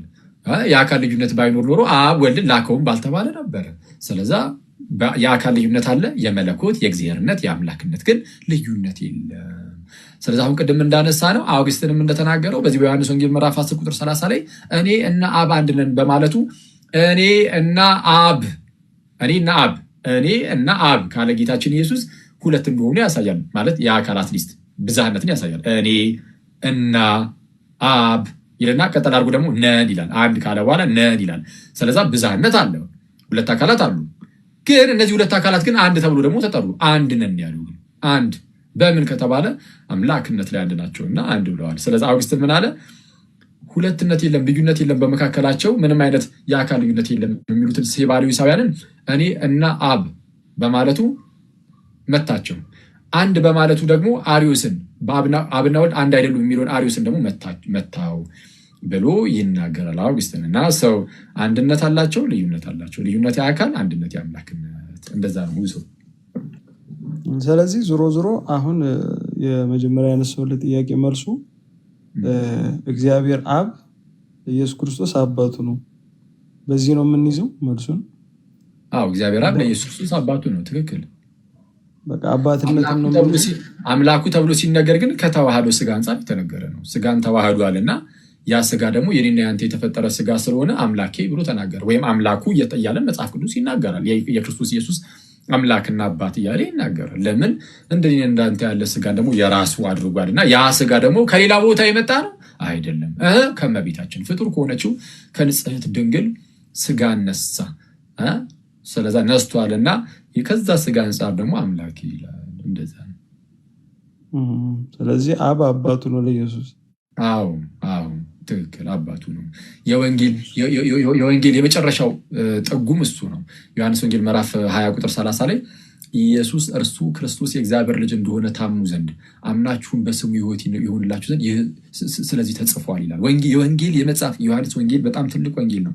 ያ ወንጌል የመጽሐፉ ምክንያት ራሱ ኢየሱስ እርሱ የእግዚአብሔር ልጅ እንደሆነ አምነን በስሙም ደግሞ ሕይወት ይሆንልን ዘንድ እንደሆነ ይናገራል። የማርቆስ ወንጌልም ወንጌሉን ሲጀምር የኢየሱስ ክርስቶስ የወንጌል መጽሐፍ ብሎ ነው ራሱ የሚጀምረው እና የወንጌላት የመጽሐፋቸው ምክንያትም ነው የክርስቶስ ኢየሱስ የእግዚአብሔር ልጅነቱ ማለት ነው።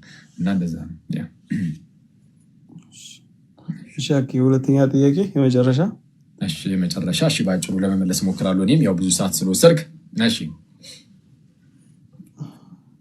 የእግዚአብሔር ኃያልነቱን ንገረኝ እስኪ። ምን ያህል ጥብቅ ምን ያህል አቅም አለው እግዚአብሔር? አሁን እንደኛ ሃይማኖት አላህ ሸዲዱል ኢቃብ ነው። በቃ በምህረቱም ጥግ ነው፣ በመቅጣቱም ጥግ ነው፣ ከባድ ነው እና ማለት ኃያልነቱን ጥብቅነቱን እስቲ ያብራራልኝ። ከምህረቱ አንጻር ነው ወይስ ከችሎታ አንጻር ነው? ከጥንካሬው አንጻር ማለት አሁን መሰለህ አሁን አይዘህ ከሆነ አሁን እኛ ሃይማኖት ላይ እያንዳንዱ ነገር ጥብቅ ነው። ሰውየው አሁን ክርስቲያኑ ነው አልሐምዱሊላህ ወላሂ ብሎ መማል ቀላል ነው፣ ይምላሉ። አሁን የኔ ጓደኞች ምናምን ቀላል ነው፣ እነሱም ከክርስትና ያወጣቸው። ለእኛ አሁን እኔ አሁን አንተን ስጠይቅህ የሆነ በስህተት ለራሱ አሁን እግዚአብሔር ብዬ ብምል ከእስልምና እወጣለሁ በቀጥታ ማለት ነው። እና እንዴት ነው ከዚህ ምን ያህል ጥብቅ ነው በእምነታችሁ ደረጃ? ስለዚ አሁን ስለ እምነታችን ጥብቅነት ነው። አሁን በእርግጥ አሁን ይህም ርዕሳችን አይደለም፣ ስለጠየቅ ብቻ ትንሽ እንትን ልበል። እግዚአብሔር አሁን ከኃይል ከምናምን አንጻር ከጠየቅን እግዚአብሔር ምን ያህል ኃያል ነው አናቅም። በባህሪው እግዚአብሔርን የሚያውቅ የለም። በባህሪው የምንጠይቅ ከሆነ ከኛ ውጭ ነው። ጭራሽ ማንም ሰው እግዚአብሔር የዚህን ያህል ነው ብሎ በባህሪው እንደዚህ ነው ብሎ መናገር አይችልም። ስለዚ የምንናገረው ካየነው አንጻር እግዚአብሔር ካሳየን ትንሽ ጭምጭምታ አንጻር ነው። በቃ ሰማይን ምድርን የፈጠረ ይህን ሁሉ የሚያስኖር የሚያስቀጥል እርሱ ኃያል አምላክ ነው እንሌለ የምንለው ከምን የተነሳ ነው? እግዚአብሔር ለእኛ ከገለጠልን አንጻር ነው። እግዚአብሔር ለእኛ የገለጠውን ይዘን እንደዛ እንሏለን። በባህሪው ግን ከዛም በላይ ነው። እግዚአብሔር ፍቅር ነው። ወይም ለምሳሌ እግዚአብሔር መሐሪ ነው፣ እግዚአብሔር ቸር ነው፣ እግዚአብሔር የዋህ ነው፣ እግዚአብሔር ደግ ነው እንላለን አይደለ? ግን ከዛም በላይ እኮ ነው በባህሪው። ሁሉን ቻይ ነው እንደሌለ ከሁሉን ቻይነትም በላይ ነው የእግዚአብሔር። ከኛ ከአንደበታችን ከቃላችን ሁሉ ማለት የራቀ ነው። የሆነ እግዚአብሔርን በቃላችን ልንመዘነው የምንችል አይደለንም እና ከዛም በላይ ነው በባህሪው። ማንም ሰው እግዚአብሔርን ኮምፕሬንድ ሊያደርግ አይችልም፣ የእግዚአብሔርን ምንነቱን ማለት ነው። እሺ የእምነታችን ጉዳይ ላይ ምን ያህል ጥብቅ ነው? እምነታችን ጥብቅ ነው። ሰዎች ያለ አግባብ የሆነ ነገርን ቢያደርጉ እንግዲህ የእነሱ ችግር ይሆንና በእግዚአብሔር ዘንድ ኦፍኮርስ ይቀጣሉ። በጌታችን ፊት በሚቆሙበት ሰዓት እነርሱ የሚሸማቀቁ ይሆናሉ። ምን ያህል ጥብቅ ነው የሚለውን እንግዲህ ለማወቅ ለመረዳት ለምሳሌ መሐመድ ነቢይ ነው ቢል አንድ ሰው ይሄ አደገኛ ምንፍቅና ነው የሚሆንበት። አሁን በእኛ ማለት ነው በክርስቶስ ፊት ያ ሰው ይዋረዳል። አይደለም እንደዛ ቢልና እንደዛ ማለቱ ይቅርና በክርስቶስ ኢየሱስ ቢያፍር በጌታችን በክርስቶስ ኢየሱስ ቢያፍር እንዲህ ይላል ጌታችን ኢየሱስ። በሰዎች ፊት በጌታ ኢየሱስ የምታፍሩ ሰዎች ካላችሁ፣ የምናፍር ሰዎች ካለን ጌታ ኢየሱስ እንደዚህ ይላል። ማርቆስ ወንጌል ምዕራፍ 8 ላይ ዛሬ ምዕራፍ 8 ነበረ ያነበብነው፣ እዛ ቴሌግራም ላይ እናነባለን፣ ባይብል መጽሐፍ ቅዱስ እናነባለን። እና እሺ ማርቆስ ወንጌል ምዕራፍ 8 እንዲህ ይላል ቁጥር 38 ላይ በዚህም በዘማዊና በኃጢአተኛ ትውልድ መካከል አለ። ጋይስ በዘማዊና በኃጢአተኛ ትውልድ መካከል፣ ትውልዱ ዘማዊ ሊሆን ይችላል፣ ኃጢአተኛ ሊሆን ይችላል። ዓለሙም ሁሉ በክፉ እንደተያዘ እናውቃለን ይላል ጳውሎስም። ሰው በክፉ በተያዘ ዓለም ውስጥ ሆነን ስንኖር በዙሪያችን ካለው ሁኔታ አንጻር ምናምን ነገር በእግዚአብሔር ቃልና በክርስቶስ የምናፍር ከሆነ እንዲህ ይላል ጌታ ኢየሱስ፣ በእኔና በቃሌ የሚያፍር ሁሉ የሰው ልጅ ደግሞ በአባቱ ክብር ከቅዱሳን መላእክት ጋር በመጣ ጊዜ በእርሱ ያፍርበታል ይላል። አረ በጌታ ኢየሱስ ጌታ ኢየሱስ ዳግም ይመጣል። በእግዚአብሔር ክብር በአባቱ ክብር ክርስቶስ ኢየሱስ ይመጣል። ሲመጣ የሚያፍርበት ምን አይነት ሰው ነው ከተባለ በእርሱ በክርስቶስና በቃሉ የሚያፍር፣ በዚህ በዘማዊና በኃጢአተኛው ዓለም በቅድስና እየኖረ ክርስቶስን የማይሰብክ፣ ክርስቶስን ለሰው ማለት ስለ ክርስቶስና ስለ ቃሉ የሚያፍር የሚሸማቀቅ ካለ ጌታ ኢየሱስ ሲመጣ ያፍርበታል። ስለዛ በዚህ ደረጃ ጥብቅ ነው። ዝም ብሎ ይሄ እንደዚህ ውጣ ግባ የሚባል ነገር አይደለም። ክርስቶስ እንዲህ ብሎ ቢናገርም ግን አንድ ነገር ግን አለ። እግዚአብሔር ፈራጅ ነው። መዝሙረኛው ዳዊትም ይናገራል። እግዚአብሔር የእውነት ዳኛ ነው ይላል። የእውነት ዳኛ ነው፣ ግን ምሕረቱም ግን በዛው ደረጃ ነው። በጣም የሚያስገርም። አሁን ተመልከት፣ አዳም ኃጢአትን ሰራ። እንዳትሰራ ከሰራህ ግን ትሞታለህ አለው። በቃ ከዚህ ዛፍ አትብላ፣ ከበላ ሞትን ትሞታለህ አለው። በቃ ፍርድን ስለመጣ ምንድነው ፍርድን ስላስተላለፈ አስቀድሞ እግዚአብሔር አዳም ከዛች ዛፍ በበላ ሰዓት ሞተ። እግዚአብሔር በቃ በፍርዱ አይደራደርም። በቃ እግዚአብሔር ከአንደበቱ የወጣ ነገር ይከናወናል። በቃ ሞተ አዳም። ሞት ወደ እርሱ ዘልቆ ገባ። ግን ደግሞ ሞቶ ሲቀር ማየት ግን አይችልም እግዚአብሔር። ሞት ይመጣል፣ ምክንያቱም ወረዲ ፍርዱ ነው። ግን ደግሞ የሰውን ሞተን መቅረታችንን ግን እግዚአብሔር ይሄን አያስችለውም ጋይስ፣ አያስችለውም። ስለዚህ ምን ያደርጋል? ልጁ ኢየሱስን ለገዛ ልጁ ያራራለት፣ ነገር ግን ስለ ሁላችን አሳልፎ የሰጠው ይላል። ስለዛ ስለ ሁላችን ደግሞ ልጁ ኢየሱስን ይልክና ደግሞ ይፈውሰናል። ስለዛ ምህረቱ እጅግ ጥግ ድረስ ነው። በዚህ በምድር ላይ ስንኖር በጣም ብዙ ኃጢአቶችን ሰርተን እናውቅ ይሆናል እና እነዛን ሁሉ ኃጢአቶችን ግን የሚሸፍን ግን ምህረት ግን ክርስቶስ ኢየሱስ አለው። እግዚአብሔር አምላካችን የፈለግነውን ያህል ኃጢአትን ብንሰራ ይኸው አሁን እዚህ ውስጥ ከሚሰሙ ከ4000 በላይ ሰዎች ውስጥ እንግዲህ ምን ያህል ኃጢአት የሰራ ሰው እንዳለ ምን ያህል ኃጢአተኞች እንደሆነ ራሳችንን እናውቃለን።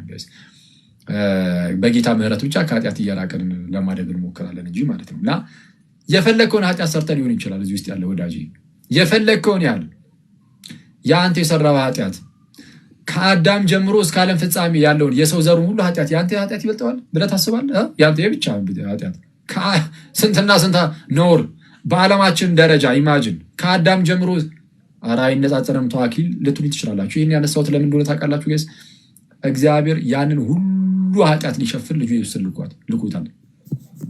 ልጁ ኢየሱስን ስለዛ ምህረቱም ጥግ ድረስ ነው። ስለዛ የምህረቱን ጥግነት አንረሳውም። ፍርዱ አላው ግን ምህረቱ ደግሞ ጥግ ድረስ ነው። እዚህ ጋር ኃጢአት ሲሰራ አይተው ሲዘሙት ምናምን አይተው ከዛ በኋላ ውስጡ ተነክቶ እግዚአብሔር አምላኪ ወይ እንደው በደልኩ ብሎ ወደ ንስሐ አባቱ ሲሄድ ወይም በእርሱ በኩል ወደ ክርስቶስ ማለት ነው ልክ ንስሐ ሲገባ እግዚአብሔር አምላክ ወዲያውኑ ይቅርታ ይጠይቀዋል። ማንም ይቅርታ ያደርግለታል።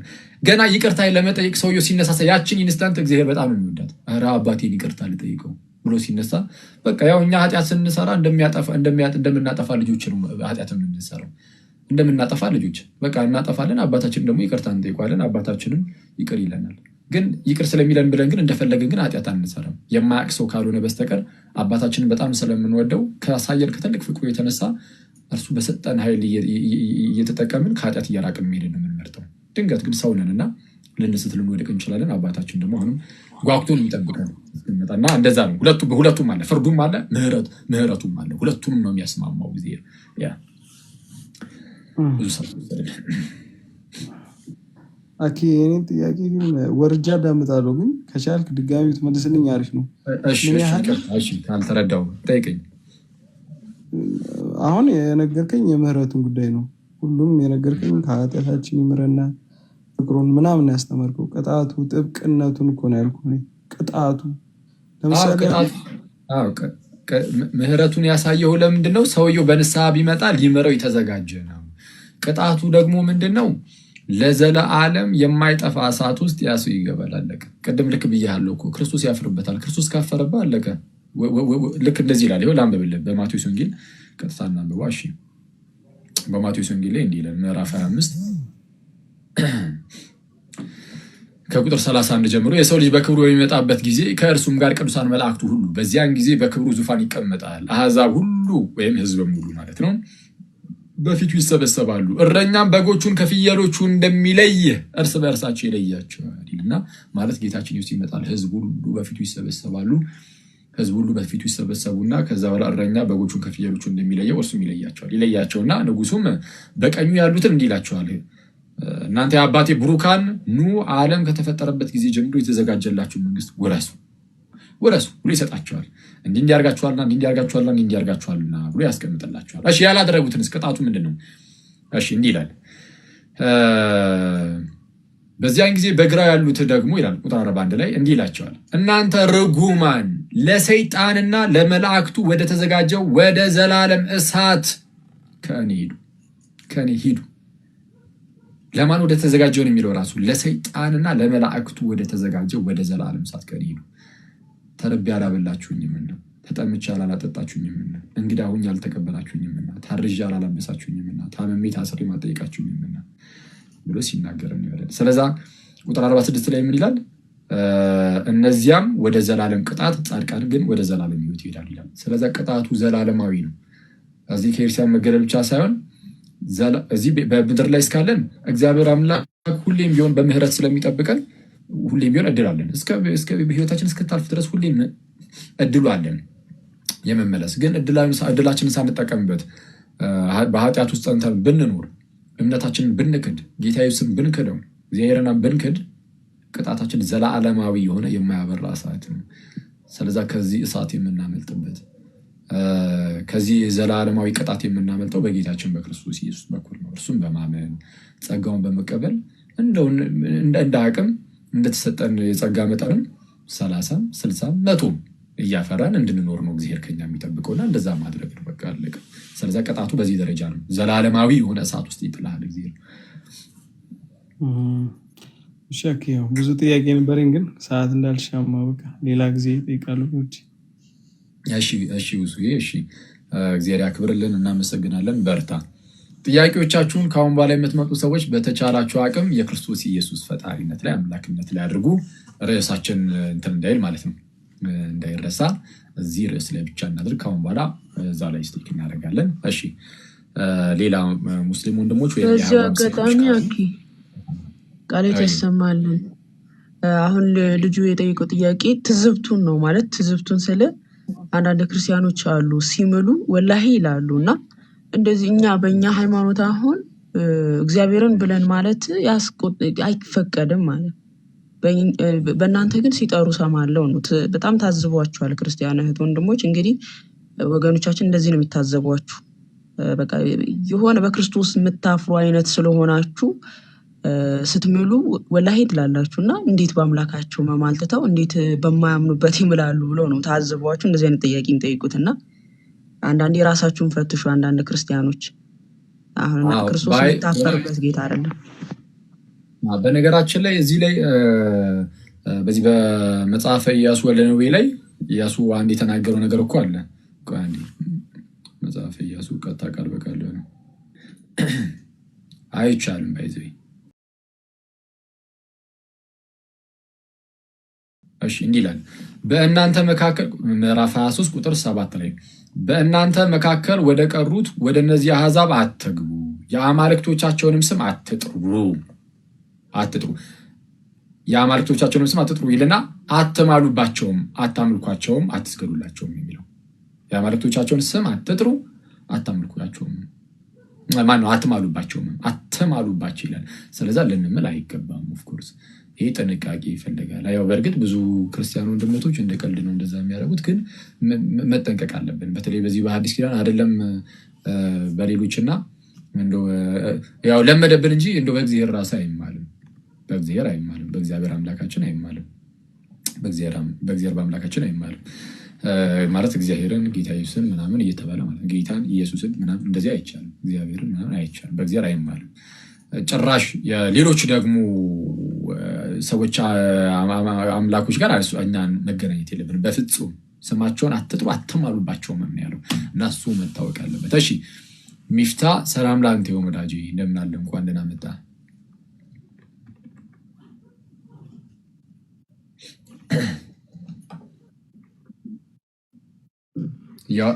ያወራው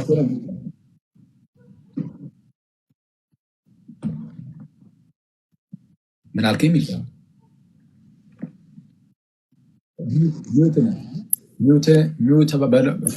ሚዩት አድርገውና ድጋሚ እንትን በለው። የሚዩት ምልክት እያሳየ። እሺ ምን አልከኝ? ይሰማል? ይሰማል። አሁን ቀጥል። እሺ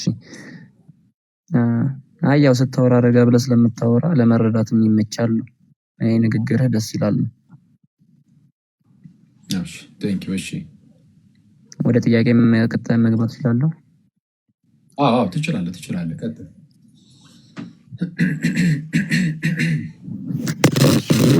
ይኸውልህ እኔ አሁን ጥያቄ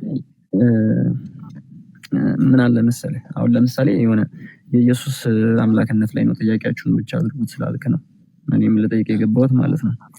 እዚህ ጋር አብዛኛውን ጊዜ መጽሐፍ ቅዱስ ላይ ስናነብም ሆነ አንዳንድ ጥቅሶችን ስናይ ይሄ እግዚአብሔር ማለት የእግዚአብሔር የሚለው ቃሉ የመለኮትነት እና የፈጣሪነቱን ማመልከቻ ነው እግዚአብሔር የሚለው ቃል ማለት ነው።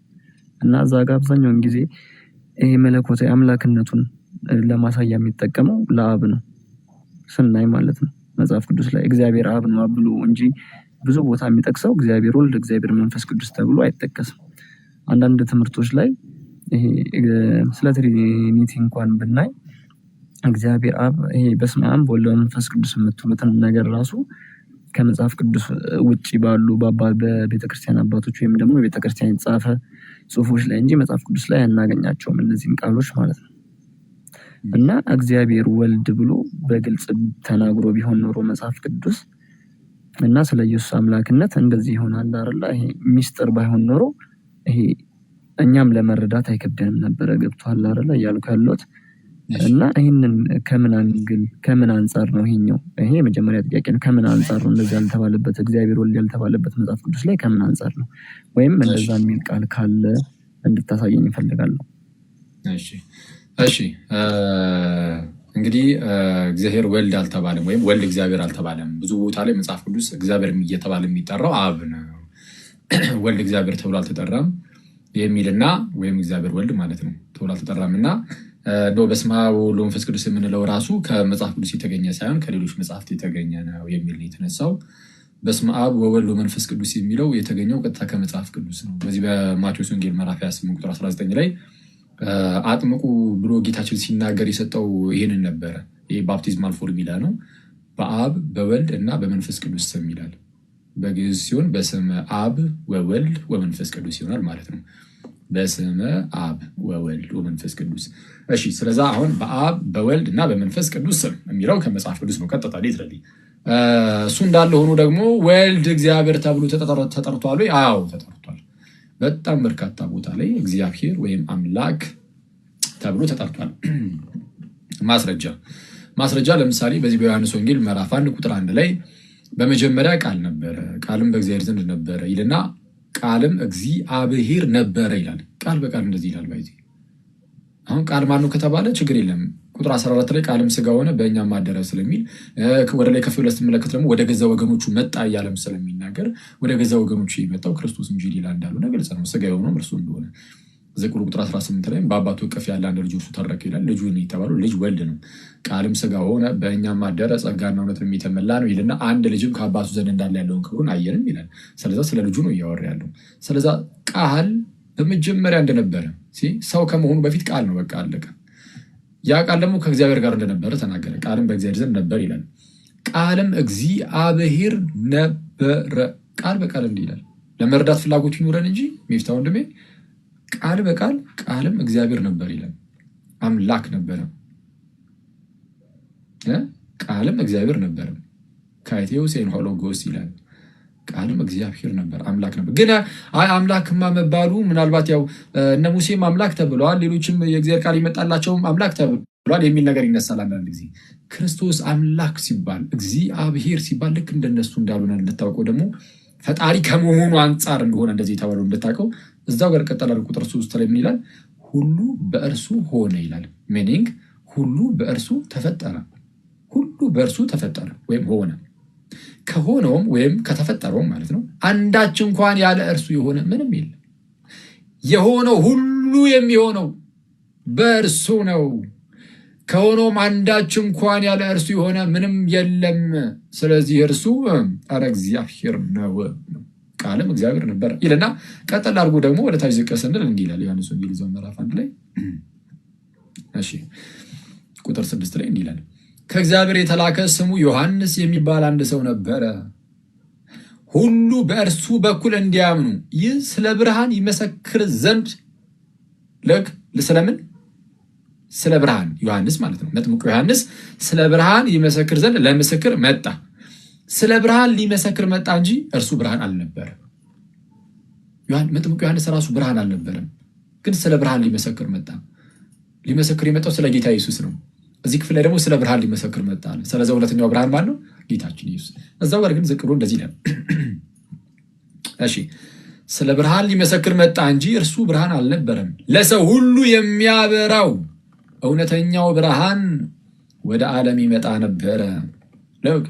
ለሰው ሁሉ የሚያበራው እውነተኛው ብርሃን ወደ ዓለም ይመጣ ነበረ። በዓለም ነበረ። እሺ ዓለሙም በእርሱ ሆነ። ዓለሙም በእርሱ ሆነ። ዓለሙም አላወቀውም። ዓለሙም አላወቀውም። የእርሱ ወደ ሆነው መጣ፣ የገዛ ወገኖቹም አልተቀበሉትም። ጌታችን ኢየሱስ ክብር ሁሉ ለእርሱ ይሁን። ስለ እርሱ ነው የሚያወራው። ኦኬ የእርሱ ወደ ሆኖ መጣ፣ የገዛ ወገኖቹም አልተቀበሉትም። ለተቀበሉት ግን በስሙም ለሚያምኑት ለእነርሱ እሺ የእግዚአብሔር ልጆች የሆኑ ዘንድ ስልጣንን ሰጣቸው። እርሱ የእግዚአብሔር ልጅ ነውና የእግዚአብሔር ልጆች እንሆን ዘንድ ለእኛ ስልጣንን መስጠት ይችልበታል ነው። ኦኬ ስልጣንን ሰጣቸው። እነርሱም ከእግዚአብሔር ተወለዱ፣ በእኛም አደረ፣ ጸጋና እውነትን የተመላ ነው። እውነተኛ በሆነው በእርሱ አለን ይልና እርሱም ልጁ ኢየሱስ ክርስቶስ ነው። እርሱም ማን ነው? ልጁ ኢየሱስ ክርስቶስ ነው ይልና እርሱ እውነተኛ አምላክና የዘላለም ሕይወት ይላል። እውነተኛ አምላክ ነው። this is the true God። እውነተኛ አምላክ ነው ኢየሱስ ክርስቶስ። እውነተኛ አምላክ ነው ተብሎ ተጠርቷል። ስለዚህ ከእውነተኛ አምላክ የተገኘ እውነተኛ አምላክ የሚባለው ለዚህ ነው። አብ እውነተኛ አምላክ ነው፣ ወልድም እውነተኛ አምላክ ነው። እውነተኛ አምላክ የሆንክ አንተም ብቻ የላከውንም ኢየሱስን ያውቁ ዘንድ ይህች የዘላለም ሕይወት ናት እንዳለ በሌላ ስፍራ አብ እውነተኛ አምላክ ነው። ከእርሱ በአካል የተገኘው ወልድም ደግሞ አብ እውነተኛ አምላክ ስለሆነ እርሱም እውነተኛ አምላክ ነውና እርሱ እውነተኛ አምላክ እና የዘላለም ሕይወት ነው ተባለ። ጌታ ኢየሱስ የዘላለም ሕይወት ነው፣ እውነተኛ አምላክ ነው። ይሄ ሕይወት ምናምን የሚሉ አገላለጽ እዚህ ዮሐንስ መልእክት ላይ በጣም በተደጋጋሚ የሚናገረው ገና ልክ መልእክቱን መጽሐፍ ሲጀምር የራሱ ስለ ሕይወት ቃል ብሎ ነው የሚጀምረው። ስለ ሕይወት ቃል ከመጀመሪያ የነበረውንና የሰማነውን በዓይኖቻችንም ያየነውን የተመለከትነውንም እጆቻችንም የዳሰሱትን እናወራለን። ሕይወትም ተገለጠ፣ አይተንማል፣ እንመሰክርማለን። ከአብ ዘንድ የነበረውንም ለእኛም የተገለጠውን የዘላለም ሕይወት እናወራላችኋለን። ከማን ዘንድ የነበረውን? ከአብ ዘንድ የነበረውንም ለእኛም የተገለጠውን የዘላለምን ሕይወት እናወራላችኋለን። ከአብ ዘንድ የነበረው ለእኛ የተገለጠው ማን ነው? ክርስቶስ ኢየሱስ።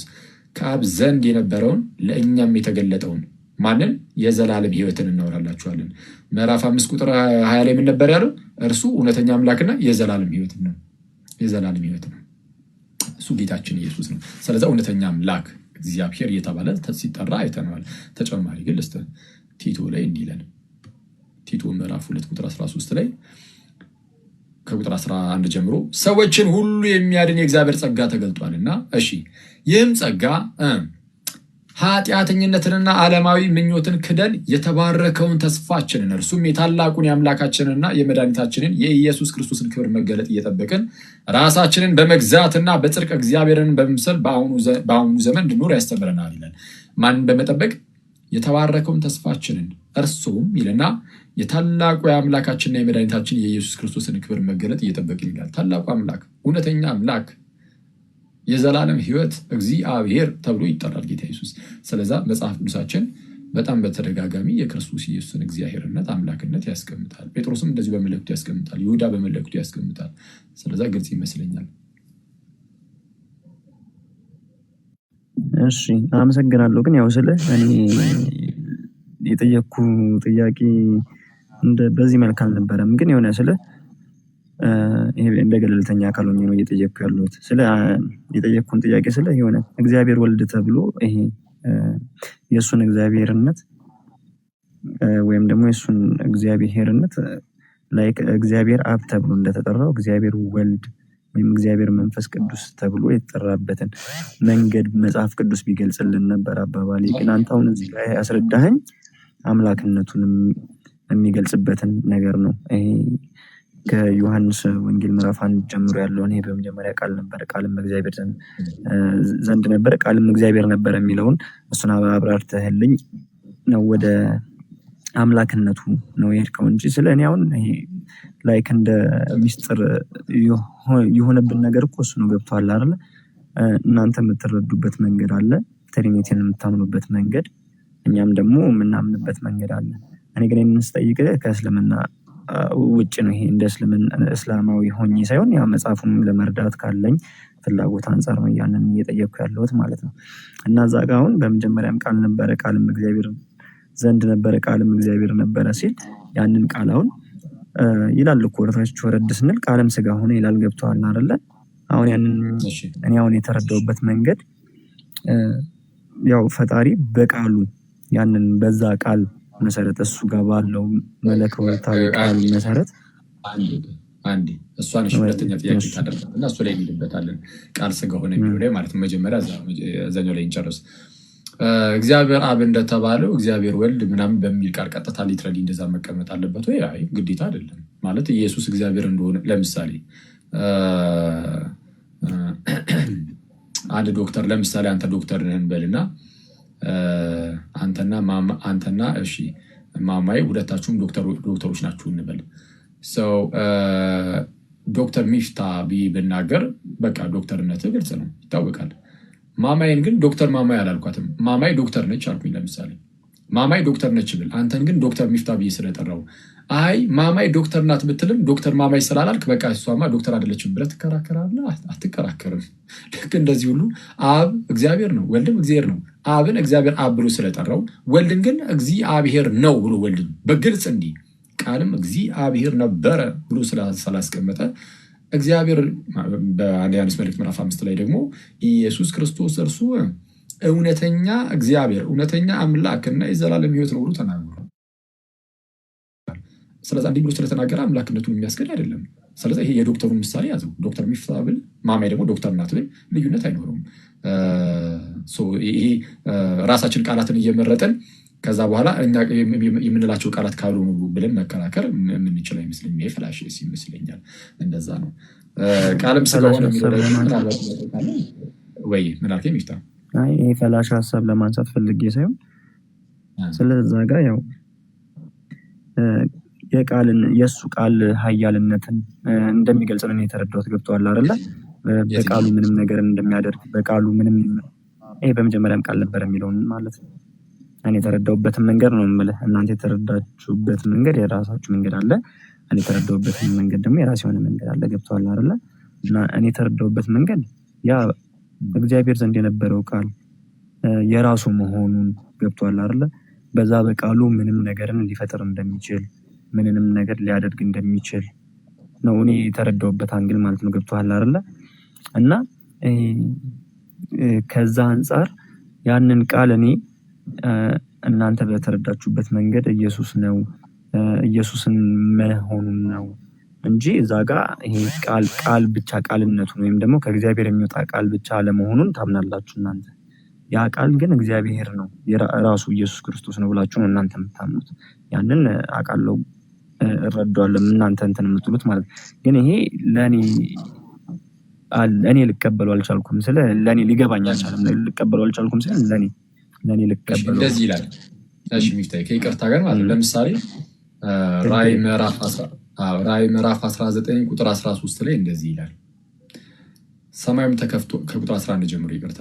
ራዕይ ምዕራፍ 19 ከቁጥር 11 ጀምሮ ሰማይም ተከፍቶ አየሁ፣ እነሆም አምባ ላይ ፈረስ የተቀመጠበትም የታመነና እውነተኛ ይባላል፣ በጽድቅም ይፈርዳል ይዋጋልም። ዓይኖቹ እንደ እሳት ነበልባል ናቸው፣ በራሱ ላይም ብዙ ዘውዶች አሉ። ከእነርሱም በቀር አንድ እንኳን የማያውቀው የተጻፈ ስም አለው ይልና በደምም የተረጨ ልብስ ተጎናጽፏል፣ ስሙም የእግዚአብሔር ቃል ተብሏል። በደም የተረጨ ልብስ ተጎናጽፏል። ስለ ጌታችን ኢየሱስ ነው የሚናገረው። ስሙም ማን ተብሏል? የእግዚአብሔር ቃል ተብሏል ብሎ በግልጽ ያስቀምጣል። አሁን እንግዲህ መጽሐፍ ቅዱስ አንደኛ የመጽሐፍ ቅዱስ በግልጽ እንደዚህ ያስቀምጣል። ሲቀጥል ግን አየሚሽታ የመጽሐፍ ቅዱስ ዝም ብሎ መንገድ ላይ ወድቆ የተገኘ መጽሐፍ አይደለም። ይህ መጽሐፍ ቅዱስ ባለቤት አለው፣ የኛ ነው። አሁን ቁርአኑ ብታነሳው ቁርአኑ የኔ ነው ልላ አልችልም። ቁርአኑ የማን ነው? እናንተ ነው። ለእናንተ እንግዲህ ለእኛ ተሰጥቶናል ስለምትሉ ከመሐመድ ለእኛ ነው ወደኛ ተላልፎልናል ብላችሁ ታምናላችሁ። ስለዛ በቃ ቁርአን የሙስሊሞች ነው። የሙስሊሞች ከመሆኑ አንጻር ቁርአን ላይ የሚነበቡ ነገሮች እንግዲህ እስቲ ምንድን ነው የሚለውን ማንኛውም ሰው ዝም ይመጥ ይችላል። ለምሳሌ እንደፈለኩት ቁርአን ገልጬ ይሄ እንደዚህ ነው ብዬ ራሴ እንደፈለኩኝ እንዳልተረጉም ምኖች አሉ፣ መተርጉማን አሉ በእናንተ ዘንድ ሙፈሲሮች። ስለዚህ የተለያዩ ተፍሲሮች ይኖራሉ፣ ትርጓሚዎች ማለት ነው በእኛ ሰው እነሱ ይታያሉ ማለት ነው። ስለዚህ ሙፈሲሮቻችሁ ይታያሉ፣ መተርጉማኖቻችሁ። መጽሐፍ ቅዱስን ባለቤት አለው። መጽሐፍ ቅዱስ የእግዚአብሔር ቃል ነው፣ ለቤተ ክርስቲያን የተሰጠ ነው። ስለዚህ በቤተ ክርስቲያን ውስጥም መተርጉማን አሉ። የጥንት አባቶች ምን ብለው ተርጉመዋል? ስለዚህ ዮሐንስ ወንጌልን ልክ አንተ እንደተረጎምከው የተረጎመ አባት ታውቃለህ ሚፍታ? ካወቅ እሰየው፣ ካልሆነ ግን ዝም ብለህ አንተ እንደፈለክ ለራስህ እንደፈለክ ተርጉመሃል። እኔ አሁን እንደፈለኩኝ ለራሴ ተርጉሜ አይደለም መጽሐፍ ቅዱስን። ዮሐንስ ወንጌል ምዕራፍ 1 ለምሳሌ ቅዱስ ዮሐንስ አፈወርቅ እኔ እንዳልኩት ነው የሚለው ቅዱስ አትናቴዎስ እኔ እንዳልኩት ይላል። አባቶች እነ ባስልዮስ ዘቂሳርያ እኔ እንዳልኩት ይላሉ። ስለዚህ ቀጥታ መተርጉማኑን ይዘን ነው የምንሄደው። በራስ መረዳት የሚባል ነገር የለም፣ አይቻልም በእኛ ዘንድ። ዝም ብሎ መጽሐፍ ቅዱስ ብቻ ብለን መጽሐፍ ቅዱስ ይዘን ራሳችን እያነበብን እንደዚህ መተርጎም እንኳ አይቻልም። ይሄ መንገድ ላይ የተገኘ አይደለም። ይህ መጽሐፍ የቤተ ክርስቲያን ነው፣ የእግዚአብሔር ቃል ነው። ቤተ ክርስቲያን ናት የምትይዘው። ሰው አለ የምታውቀው አባት እንደዛ ይፈታ እንደዛ ይፈታ እንኳን ስለ የለም ስለ ይሄን የተረዳውበትን መንገድ ነው የነገርኩ እንጂ እንደዛ ታባለ ለማለት እኔ እንደዚህ ስለ እሺ እነዛ አባቶችም ከአባቶች እየተወረሰን የመጣው ማለት ነው። እየወረሱትን የመጡ እነሱም አባቶች ከአባቶቻቸው እየወረሱትን የመጡት ያንን ነገር ማለት ነው። እሺ በቅብብሎሽ ነው የሚለው። እሺ ይሄንን በቅብብሎሽ ውስጥ ነው የሚለው። መንፈስ ቅዱስ ደግሞ ሁሉ ወደ እውነት ይመራል። ስለዚህ መንፈስ ቅዱስ ደግሞ አለ ተሰጥቶናል። እሺ ሌላኛው ጥያቄ ደግሞ ማለት ነው አኪ ይሄ አሁን በእስልምና ይሄ አላህ የሰው ልጆችን የፈጠረበት መንገድ ኮምፓራቲቭ ውስጥ ልገባ አይደለም። ስለ ግን ያው እንደ እስላምነቴ የእናንተንም እምነት ማወቅ ስለምፈልግ በእስልምና የሰው ልጆች የተፈጠሩበት ዋነኛ ምክንያት አላህን እንዲገዙ ነው። ገብቷል አይደል? አላህን በብቸኝነት እንዲያመልኩ ነው። በዛ ሂደት ውስጥ ነው አላህ ሰማይና ምድርን የፈጠረበት መንገድ ማለት ነው። እና በክርስትናም ውስጥ የሰው ልጆች የተፈጠርንበት ዋነኛ ሀሳቡ ብላችሁ የምታምኑት እሱን ለመገዛት ነው አይደለ? በክርስትና እዚህ ጋር የገባ ነበር። እሺ እናንተስ የተፈጠራችሁት ለምንድን ነው? ይቅርታ በጣም አይ አይደለም። የተፈጠራችሁበት ዓላማ እናንተም እሱን ለመገዛት ነው ይመስለኛል አይደለ? እሺ እና እንደዛ እንኖር ነው ባጭሩ የተፈጠርነው ከእግዚአብሔር ጋር እንድንኖር ለሱ ያው ተገዛን እየታዘዝን ከእግዚአብሔር ጋር ደግሞ እንደዛ ከሆነ አሁን ወደ ሁሉም ነገር ይሄ ትንሽ ረዘም ያለ ጥያቄ ነው የምጠይቅህና ጠቅለል አድርጌ ከጀምሩ ከሀሳቡ እንድትመልስልኝ ስለፈለኩኝ ከመጀመሪያው ጀምሮ ልጠይቅህ ስለፈለኩኝ እና የሰው ልጆች እሱን እንድንገዛ ከፈጠረን እግዚአብሔር የክርስቶስ አምላክነት ላይ አይደለም ማለት ነው ጥያቄው። ይፍታይ ምን አልከኝ አኪ? የክርስቶስ አምላክነት ላይ አይደለም ጥያቄው ነው። አይ ወደዛ ልመጣልህ ነው እንዳለ ጠቅለል አድርጌ ሁሉንም ወደዛ ለሰብስ እሺ በቃ ቀጥል ቢላ መጣልህ። ግን ረዘም ይላል ጥያቄው ነው ከጅምሩ ብዙ ሰዓት ነው የወሰድከው አንተ እና ከአሁን በኋላ ሰው አለ ከሱ ቀጥሎ አንድ ሰው ብቻ ታስገቡልኝ እና እንጨርሳለን። እሺ ቀጥል። እና የሰው ልጆች እሱን በብቸኝነት እንድንገዛ ከፈጠረን ከዛ በኋላ አዳምና ሔዋንን ፈጠራቸው አይደለ? ኢቨን ያውቃል እንደሚሳሳቱ ገብተዋል አይደለ? እንደሚሳሳቱ ያውቃል እንደ ፈጣሪነቱ እንደ አምላክነቱ እንደ ሁሉን አዋቂነቱ ማለት ነው።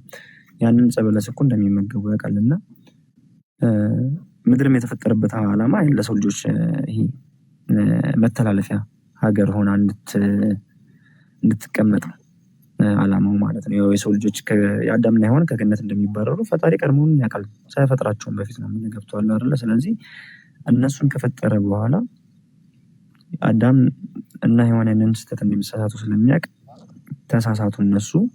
እነሱን በተሳሳቱ ቁጥር ወረዱ። ሞትንም በቃ ይሄ ሁሉንም ነገር ኃጢአትም የመጣው ሞትም የመጣው ከዛ በኋላ ነው እና ወደዚህ ምድር ከተላኩ በኋላ ይሄኛው አስተምሮትን መጽሐፍ ቅዱስ ላይ ስላላገኘሁት ነው። ይሄ ከልጅ ልጅ ተወልጄ አድንሃለሁ የሚለውንም ማለት ነው የመጀመሪያ። ሁለተኛ ነገር ደግሞ ኢየሱስ ክርስቶስ መጥቶ አምላክ ወደዚች ምድር ላይ መጥቶ እስኪሰቀል ድረስ ተሰቅሎ እስኪሞት ድረስ ከዛ በፊት የነበሩ ወይም ደግሞ በብሉይ ኪዳን የነበሩ ሰዎች ፍጥረታት እንዳለ የገሃነም ነበሩ ማለት ነው። ይሄ ድህነትን ወይም ደግሞ ሽህረትን አግኝተው ወደ ገነት አልገቡም ማለት ነው። እና ይሄ ያ ሁላ ነገር ካስፈለገ ኢየሱስ ክርስቶስ መጥቶ የሞተላቸው የተገደለባቸውም ሰዎች ናቸው። ገብቷል አይደል? ለምንድን ነው ያስፈለገበት ምክንያት? ምክንያቱም ለሰው ልጆች ነው የመጣው። የሚሞተውም ለሰው ልጆች ነው፣ ግን የሞተውም በሰው ልጆች ነው። ገብቷል አይደል? እና ይሄ ምንድን ነው ምክንያቱ?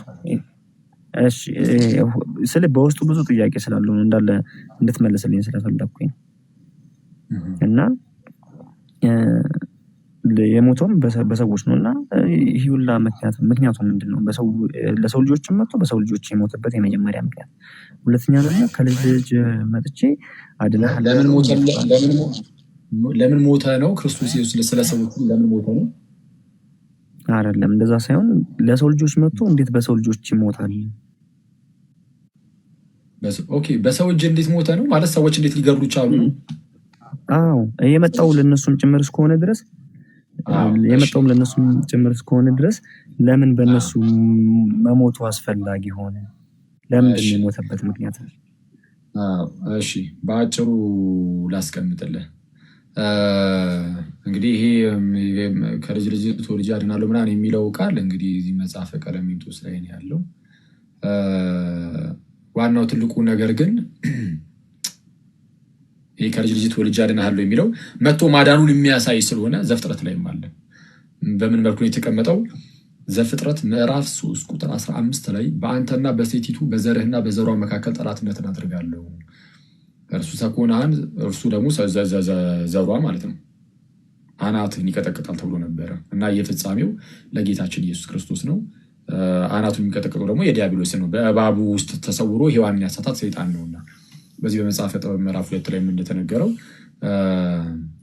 እግዚአብሔር ሰውን ያለ ሞት ፈጥሮታልና ይላል። ሞተን በስብሰን እንድንቀር አይደለም የፈጠረን፣ ያለ ሞት ነው የፈጠረን። ያለ ሞት ፈጥሮታልና ይልና ግን ደግሞ በሰይጣን ተንኮል ኃጢአትን ሰራ ዘንድ ሞቱ ደርሶ ገባ ብሎ ይናገራል።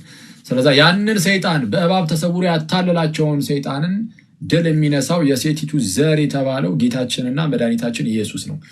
ያንን የቀድሞውን እባብን ራዕይ ምዕራፍ 12 ላይም የቀደመው እባብ ይለዋል። የተጣለው ሰይጣንን እርሱም የቀደመው እባብ ነው ብሎ ይናገርለታል። ወይስ እንደነዚህ አይነት ቃላቶች አሉ ከዘፍጥረት ጀምሮ።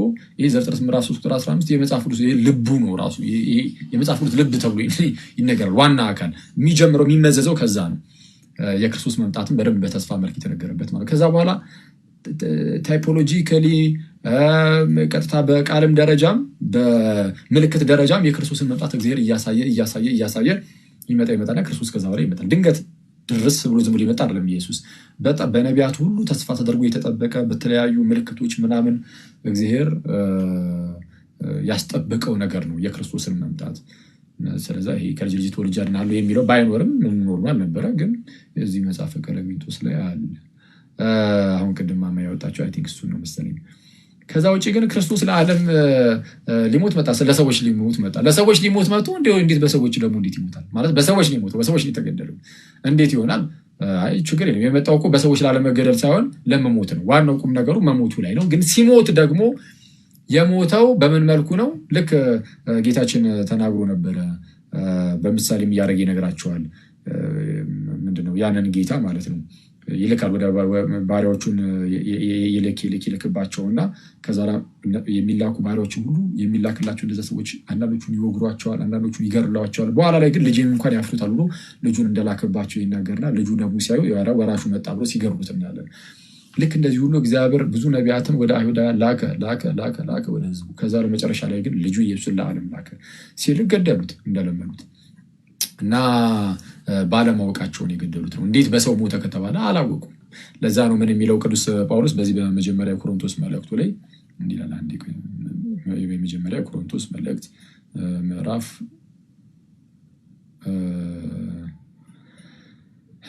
2 ላይ ቁጥር 8 እንዲህ ይላል። እሺ ከዚችም ዓለም ገዢዎች አንዱ እንኳን ይህን ጥበብ አላወቀም፣ አውቀውስ ቢሆን የክብርን ጌታ ባልሰቀሉትም ነበረ ይላል። አውቀውስ ቢሆን የክብርን ጌታ ባልሰቀሉት ነበረ። የክብር ጌታን የሰቀሉት ባለማወቅ ነው። ስለዚህ አላወቁትም። ስለዚህ የክብርን ጌታ ሰቅለውታል እና ባለማወቅ ሰቅለውታል። ግን የእግዚአብሔር እቅዱ ነው። ምኑ? የልጁ መሞት ምንድነው? በእርሱ የሚያምን ሁሉ የዘላለም ሕይወት እንዲኖረው እንጂ እንዳይጠፋ እግዚአብሔር አንድያ ልጁን ብቸኛ ልጁን እስኪሰጥ ድረስ ዓለምን እንዲሁ ወዶታል። አንድያ ልጁን እስኪሰጥ ድረስ። ስለዚህ የእግዚአብሔር በጎ ፈቃዱ የገዛ ልጁን ለሞት አሳልፎ በመስጠት እኛን ከሞት አርነት ነፃ ማውጣት ነው። ምክንያቱም ሞት ያስፈልግ ነበር። የእግዚአብሔር ሞት፣ የክርስቶስ ሞት፣ የአምላካችን የጌታችን የኢየሱስ ክርስቶስ ሞቱ ያስፈልግ ነበር የእኛን ሞት ለማጥፋት። ሞቶ ተነስቷል። አሁን እኛ ሞተን እንደማንቀር እርግጠኛ ነን። ሞተን እንደማትቀር ያን ያለ እርግጠኛ ነን። አዎ የምር በምን አወቅ? እንደው በቃ ሞታችሁ አትቀሩ ትነሳላችሁ ስለተባለ ብቻ ነው? ኖ ጌታ ኢየሱስ ሞቶ ተነሷል። የትንሣኤ በኩር አለኝ እኔ፣ ጌታ ኢየሱስ አለኝ፣ የትንሣኤያችን በኩር ነው ተብሏል። ስለዛ ክርስቶስ ሞቶ ስላልቀረ ስለተነሳ እኔም ሞቼ አልቀርም። በቃ የምኖረውን ያህል ዕድሜ ይኖራለሁ፣ ሁላችንም ማለት ነው። የተወሰነችን እንኖርና እንሞታለን። ከዛ በኋላ ግን ሞተን አንቀርም። እንዴ ክርስቶስ ከተነሳ በቃ እንነሳለን። ማረጋገጫችን እርሱ ነው። ስለዛ የገደሉት በሰው ስላላወቁ ገደሉት። ጌታችን ኢየሱስ ሞተ፣ በሰዎች ተገፍቶ ሞተ። እንዲህ ያለ ያውም የእርሱ አሟሟት ደግሞ በጣም አደገኛ የሆነ አሟሟት ማለት አደገኛ ሕመምን ጭምር ነው የተቀበለው እና ለኃጢአታችን ስርየት ስለሆነ ይህን ሁሉ አደረገ። አክቹዋሊ ከክርስቶስ ሞት ጋር ማነው ከክርስቶስ ኢየሱስ አምላክነት ጋር አይገናኝም። በእርግጥ ያው ስለጠየቀኝ እንደሆነ መልስ ብዬ ይህንን አልኩኝ። እግዚአብሔር ያክብርልን። እናመሰግናለን። ሚፍታ ወንድሜ አይበቃም? አንተ ሰው አንድ የመጨረሻ አንድ ስለዚህ የመጨረሻው በቃ ሌላ አታስገቡ። እሺ ኢቨን ሳሊ የሚለው አካውንት የመጨረሻችን ይሆናል። እሺ ሚፍታ ቀጥል። ይሄ ከዛው ከኢየሱስ ጋር የተያዘ ነገር ነው እና እኔ የምጠይቀህ ስለ አሁን አዳም በሰራው ስራ ነው። ኃጢአት ወደ ሰው ልጆች ምን አልክ?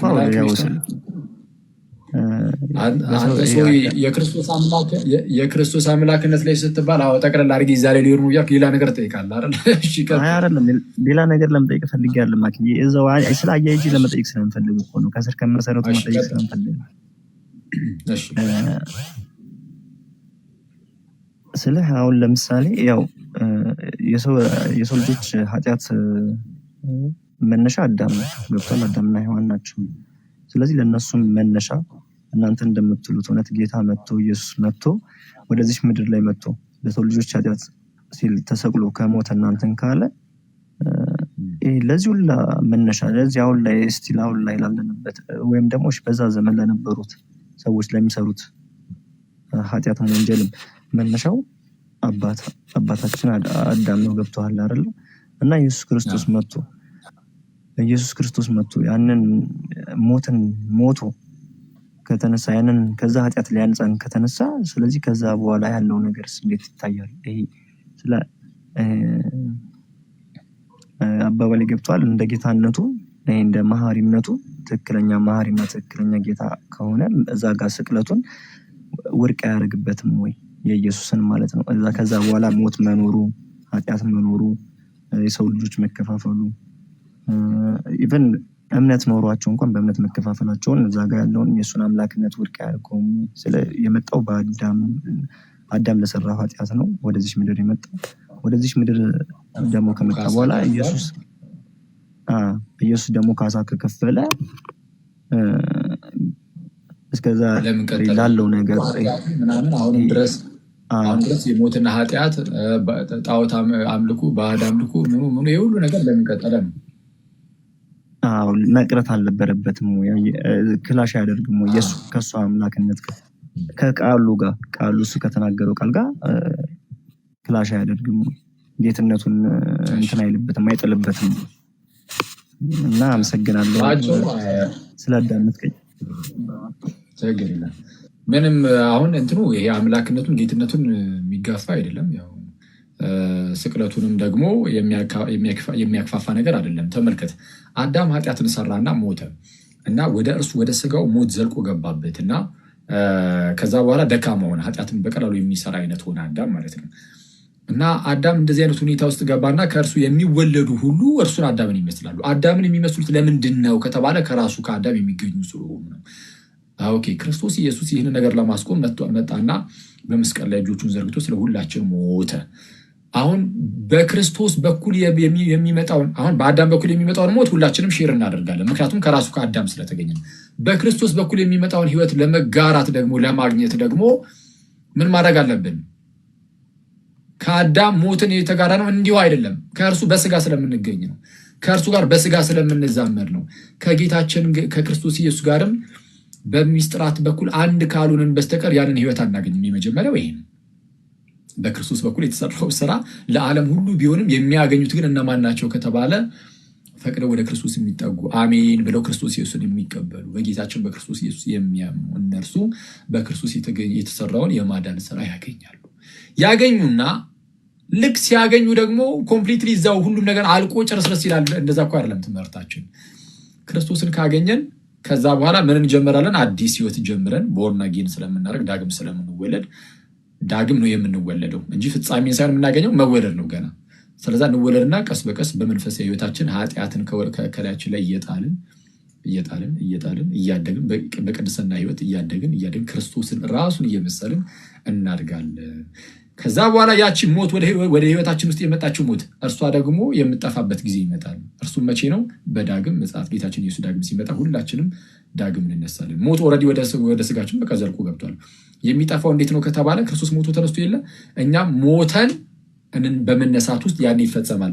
ለዛ ነው በመጀመሪያ የኮሪንቶስ መልእክቱ ምዕራፍ 15 ቁጥር 24 ላይ ቅዱስ ጳውሎስ ምን የሚለው ኋለኛ የሚሻረው ጠላት ሞት ነው ይላል። ሚፍታሩ ኋለኛ የሚሻረው ጠላት ምንድነው? ሞት ነው። ኋለኛ የሚሻረው ጠላት። ስለዛ ሞት ይሻራል። ገና ደግሞ እሱ ደግሞ ይጠብቃል። በክርስቶስ በኩል ተሽሯል። በቃ ሞቶ ተነስቷል። ሞትን ድል አድርጎታል። ለሁላችንም ደግሞ እንደየተራችን ይህ ነገር ደግሞ ተፈጻሚነትን ያገኛል። ስለዛ ፍጻሜን ደግሞ ማግኘት አለበት ነው። እኛ ጋር ድህነት ቅጽበታዊ አይደለም። ድህነት ሂደታዊ ነው። ፕሮሰስ ነው ራሱ ድህነት ማለት ነው። በአንድ ከመቅጽበት የሆነች ነገር ተከናውና አለቀሽ ምናምን የሚባል አይደለም። ቀስ በቀስ ወደ ሙላቱ የምናደርግበት ክርስቶስን በመምሰል ህይወት ውስጥ የምናደርግበት እንዲህ እንድንሆን ጸጋን የተቀበልንበት ነው። ከጌታ ጋር አንድ የሆንበት ትልቁ ሚስጥር እሱ ነው። ስለዛ በክርስቶስ በኩል የዘላለም ህይወትን እናገኝና ከእርሱ ጋር መኖር እንጀምራለን። ምን ስናደርግ? ፍጻሜውን ሲያገኝ። እንደዛ ነው። አንተ ሰው አመሰግናለሁ። በሌላ ጥያቄዎች ሌላ ጊዜ እመጣለሁ። እንደዚህ እንትን በምትል ሰዓት ላይ አመሰግናለሁ እድሉን ስለሰጠኝ። አክዬ ሰላም ደሩ። ለማንኛውም መልካም አዳር። እሺ የመጨረሻው ጥያቄያችን ለስድስት ኦልሬዲ ሩብ ጉዳይ ይሆን ነው። ለ5 ደቂቃ ያህል የምትሆን እንጠይቅና እንጨርሳለን። ኢቨን ሳሊ ሰላም ለአንተ ይሆን። እንኳን ደህና መጣ። ሰላም አኬ፣ እንደምናችሁላችሁ። ምስጋና አምላክ። ወደ ጥያቄ ልግባ፣ ያው ጊዜ ስለሌለ። የመጀመሪያው ምንድነው? ኢየሱስ ወይም ደግሞ ቃል ያው ከዘላለም በፊት ከአብ ጋር ነበርና ቃል ደግሞ ሁሉ በእርሱ የሆነ ነው፣ ሁሉ ነገር የፈጠረ እንደሆነ ነው በክርስትና የሚታመነው። ያ ቃል አዳምን ሲፈጥሮና በገነት እያለ አዳም ቃሉን ያናገረው ወይስ ሶስቱንም ነበር እያናገረ የነበረው? ሲባረርም ይሄ ቃል ነው ያባረረው ወይስ ሶስቱም የሥላሴ እንትኖች ነው ያባረሩት? እንዲሁም አዳም አይቷቸው ነበሩ እነዚህ ሶስት አካላት? እሺ ኦኬ፣ ከመጨረሻው ልጀምርና በማየት ደረጃ አዳም ሶስቱንም ማየት አይችልም። እግዚአብሔር በባህሪው ሊታይ አይችልም። እግዚአብሔር ማለት ለእይታ ልቅረብ ቢል እግዚአብሔር ለእይታ ልቅረብ ቢል በሆነ መንገድ አድርጎ ሊቀርብ ይችላል። ከዛም ያ የተገለጠበትን መንገድ ክብሩ ምናምን አይተው ለምሳሌ በተራራ ላይ በጢስ መልክ ሲመጣ አይተናል። በጭጋግ መልክ ሲመጣ አይተናል።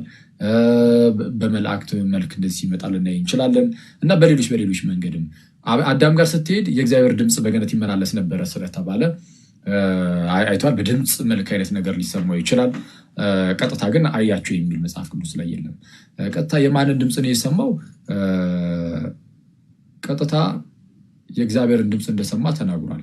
እንግዲህ ስፔሲፊክሊ የትኛውን አካል የሚለውን ስላልተናገረ እንደዚህ እንደዛ ባንልም፣ ግን የእርሱ ንግግር ላይ ግን የሶስቱንም አካል ፕሬሰንስ ግን አይተናል። የእርሱ ንግግር ላይ ይህም በዘፍጥረት ምዕራፍ 3 ላይ ተቀምጧል። እንዲህ ይነበባል። ዘፍጥረት ምዕራፍ 3 እንዲህ ይላል። ቁጥር 22 ላይ እግዚአብሔር አምላክም አለ፣ እነሆ አዳም መልካምንና ክፉን ለማወቅ ከእኛ እንደ አንዱ ሆነ። አሁንም እጁን እንዳይዘረጋ ደግሞም ከሕይወት ዛፍ ወስዶ እንዳይበላ ለዘላለም ሕያው ሆኖ እንዳይኖር፣ ስለዚህ እግዚአብሔር አምላክ ከኤደን ገነት አስወጣው፣ የተገኘባትን መሬት ያርስ ዘንድ ይላል። ሰው ምን ይላል? እግዚአብሔር አምላክም አለ፣ እነሆ አዳም መልካምንና ክፉን ለማወቅ ከእኛ እንደ አንዱ ሆነ። ከእኛ እንደ አንዱ ሆነ። ስለዛ በዚህ በአዳም ሰዓት ገና አዳም ኃጢአት ልክ ሲሰራ እግዚአብሔር እንዲህ ብሎ ተናገረ፣ አዳም ክፉና ደጉን ለማወቅ ከእኛ እንደ አንዱ ሆነ። ስለዛ በአዳም ሰዓትም ምንም የሚቀነስ የሚጨመር ነገር የለም። እግዚአብሔር ሥላሴ ነው። ሶስት እንደሆኑ በምን አወቅ? እዚህ ጋር ሁለት ቢሆንስ 30,000 ቢሆኑስ ከእኛ እንደ አንድ ሆነ ነው የሚለው ከሶስታችን አይል ከተባለ መጽሐፍ ቅዱስ እቺ ብቻ ያለችውን ጥቅስ ከሌሎች ጥቅስ ደግሞ አንድ እያደረግን ስናይ በመጨረሻው በክርስቶስ ኢየሱስ መገለጥ ደግሞ ስናየው በአብ በወልድ በመንፈስ ቅዱስ ስም የሚል ስላለ ልክ እንዴት መሰለ ይበልሳሌ አሁን በእናንተ ለምሳሌ እንትኑ ሱራዎቻችሁ ለክለ ሲጀምሩ ምዕራፎቹ ሲጀምሩ በማን ስም እያሉ ይጀምራሉ? ይበልሳሌ በአላህ ስም እያለ ይጀምራል። በአላህ ስም እያለ ይጀምራል። እሺ በስምላህ ማለት ነው አይደለ? እሺ ቢስሚላህ ወሙሐመድ ማለት ይችላል። ያው በአረብኛም እንደዛው ነው መሰለኝ ጥቅሙ ልክ እንደገዙ ነው። ቢስሚላህ ወሙሐመድ ወይም በአላህና በመሐመድ ስም ብሎ መጀመሪያ እንደዚህ ማለት ትችላለህ አንተ። እንደዚህ ይባላል። ለምን?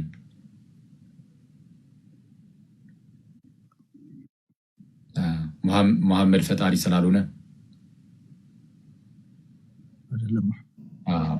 አሁን እኛ መጽሐፍ ቅዱስ ላይ ደግሞ ስትመለከት በአብ ይልና በወልድ እና በመንፈስ ቅዱስ ስም ይላል።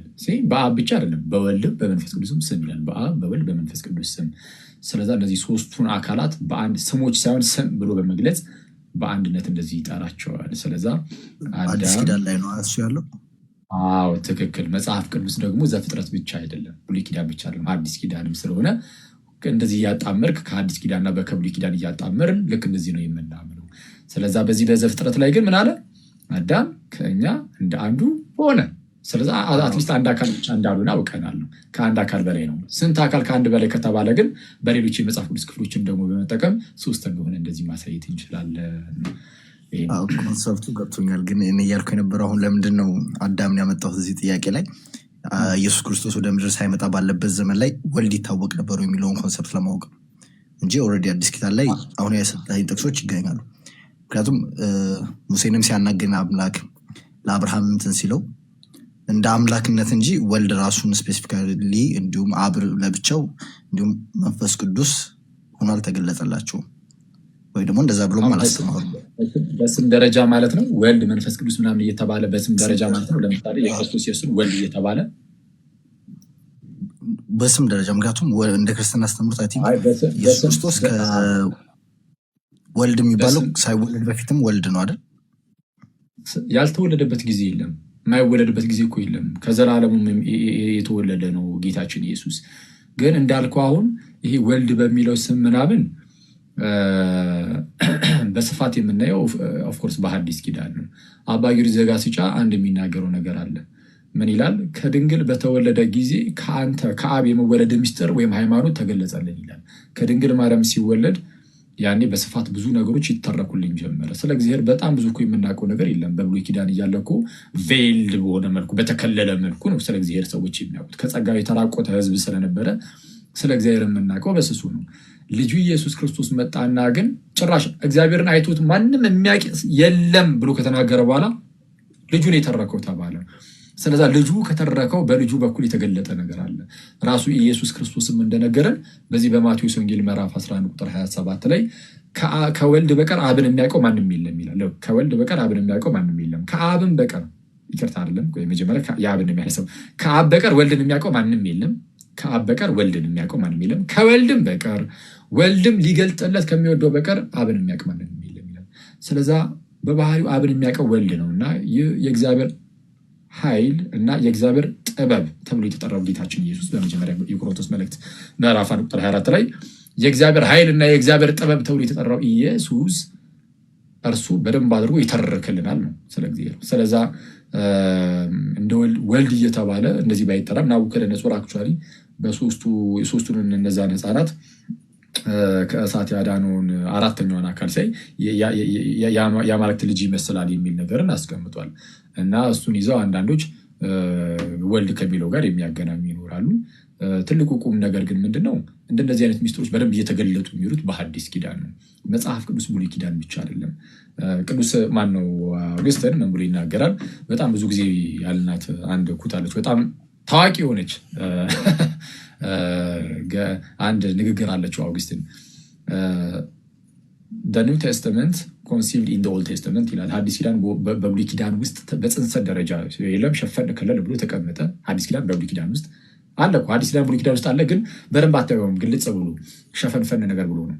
ከዛን ኢን ዘ ኦልድ ቴስተመንት ሪቪልድ ኢን ዘ ኒው ቴስተመንት ይላል። ብሉይ ኪዳን ራሱ ደግሞ በሐዲስ ኪዳን ውስጥ አለ፣ ግን ግልጽ ብሎ። ሐዲስ ኪዳን ማለት ብሉይ ኪዳን ተገልጦ ማለት ነው። ልክ ስትገልጠው ብሉይ ኪዳንን ውስጡ ሐዲስ ኪዳን ያለው። ስለዛ በሐዲስ ኪዳን ብርሃን ነው ብሉይ ኪዳንን የምናየው ማለት ነው። በሐዲስ ኪዳን ላይት ብርሃን ብሉይ ኪዳንን እያየን የወልድን ማንነት በደንብ እንረዳለን። የእግዚአብሔርን አባትነትንም የባህሪ አባትነት ለወልድ ያለውን ማለት ነው። እሱንም እንደዛ እናያለን እንረዳለን ነው። ስለዛ ብሉይ ኪዳን ላይ ብቻ የሚንጠለጠል ነገር የለንም። የእግዚአብሔር መልአክ ተብሎ የጌታ መልአክ ተብሎ የሚመጣባቸው ቦታዎችም አሉት። በእርግጥ ጌታችን ኢየሱስ እርሱ በባህሉ መልአክ ሆኖ ሳይሆን የተላከ ከመሆኑ አንጻር የሚላክ ማለት ተልኮ ከመምጣቱ አንጻር መሰንጀር ከመሆኑ አንጻር ምንድነው አንጌሎስ ከመሆኑ አንጻር ማለት ነው። እንደዛ አለ በስፋት። ግን ይሄ ወልድ አብ ምናምን የሚለው ነገር በጣም በስፋት ያለው ኦፍኮርስ በሐዲስ ኪዳን ነው። ፍጻሜውን አግኝቶ በደንብ የተገለጠው በሐዲስ ኪዳን ስለሆነ ይህን ይመስላል። ብንሳኔ አረዳዱ ገብቶኛል። ግን በብሉይ ኪዳን ነበር አዲስ ኪዳን መብዘን የነበረበት ወይ ደግሞ ላይት ሊሆን የሚገባው ብሉይ ኪዳን ነበር ብዬ አስባለሁ። ሁለተኛ ጥያቄ ላይት መሆን የነበረበት አዲስ ኪዳኑ ሳይሆን ለብሉይ ኪዳኑ ብሉይ ኪዳኑ ነው አይደል? አዲስ ኪዳኑ እንትን መሆን ያለበት ምክንያቱም ቀዳሚ ነው። ተከታዩ ብዙ ጊዜ ከክርስትናው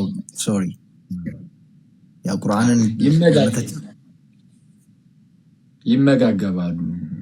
ብሉይ ኪዳን ለሐዲስ ኪዳን እንደ ጥላ ሆኖ አገልግሏል። እርግጥ ነው፣ ግን በብርሃንነት ደረጃ ግን ብርሃን የሚሆነው ብሉይ ኪዳን ሳይሆን አዲስ ኪዳን። ይህ የጨለማው ዘመን ነው ሲጀመር። ብሉይ ኪዳን የክርስቶስ መምጣት ተስፋ የሚደረግበት ነው። በዚህ በማቴዎስ ወንጌል ምዕራፍ 13 ላይ ቅድም እንዳሳያችሁ እናንተ የምትሰሙትን ሊሰሙ ብዙዎች ነቢያት ወደዱ፣ የምታዩትንም ሊያዩ ይላል እና ሊሰሙ ሊያዩት ወደው ያጡት ነገር ነው አሁን የመጣው በሐዲስ ኪዳን።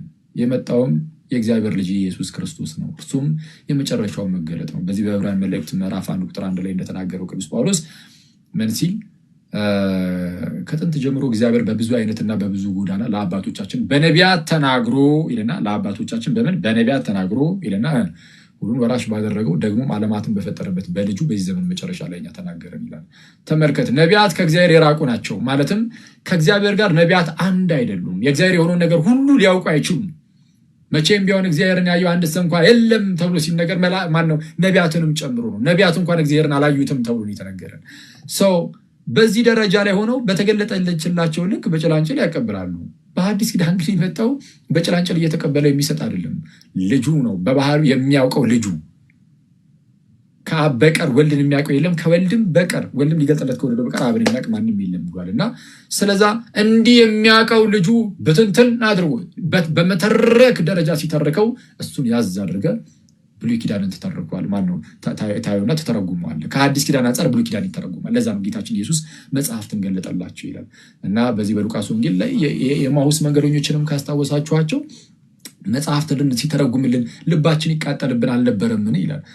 ስታየው መጽሐፍ ቅዱስን ብሉይ ኪዳንን ምናልባት ለእነሱ እንደው ዝግ ነገር ሊሆን ይችላል፣ ግን ጌታ ኢየሱስ መጥቶ ግልጥ አደረገው። ልባቸው እስኪቃጠልባቸው ድረስ መጽሐፍትን ይተረጉምላቸዋል። ስለዛ በሐዲስ ኪዳን ብርሃን ብሉይ ኪዳን ልክ እንደዚህ ስንገልጠው በክርስቶስ ኢየሱስ በኩል ልባችን ይቃጠልብናል። እንደዛ ነው። እሺ ጨረስን። ይበልሳል ጥያቄ ልጠይቅ ጊዜ ስለነሱ ስላሴ ሶስቱም ያው ወልድ ከመምጣቱ በፊት የራሳቸው አካል ነበራቸው አይደል? እንደዛ አካል ከነበራቸው እና ወልድ ቃሉ ስጋን ሲዋሃድ ፎርሙን ቀየረ ነው ያ ወልድ? ፎርሙን መቀየር ሳይሆን ስጋን ለራሱ የመያዝ ነው። መቀየር መለወጥ ምናምን የለም።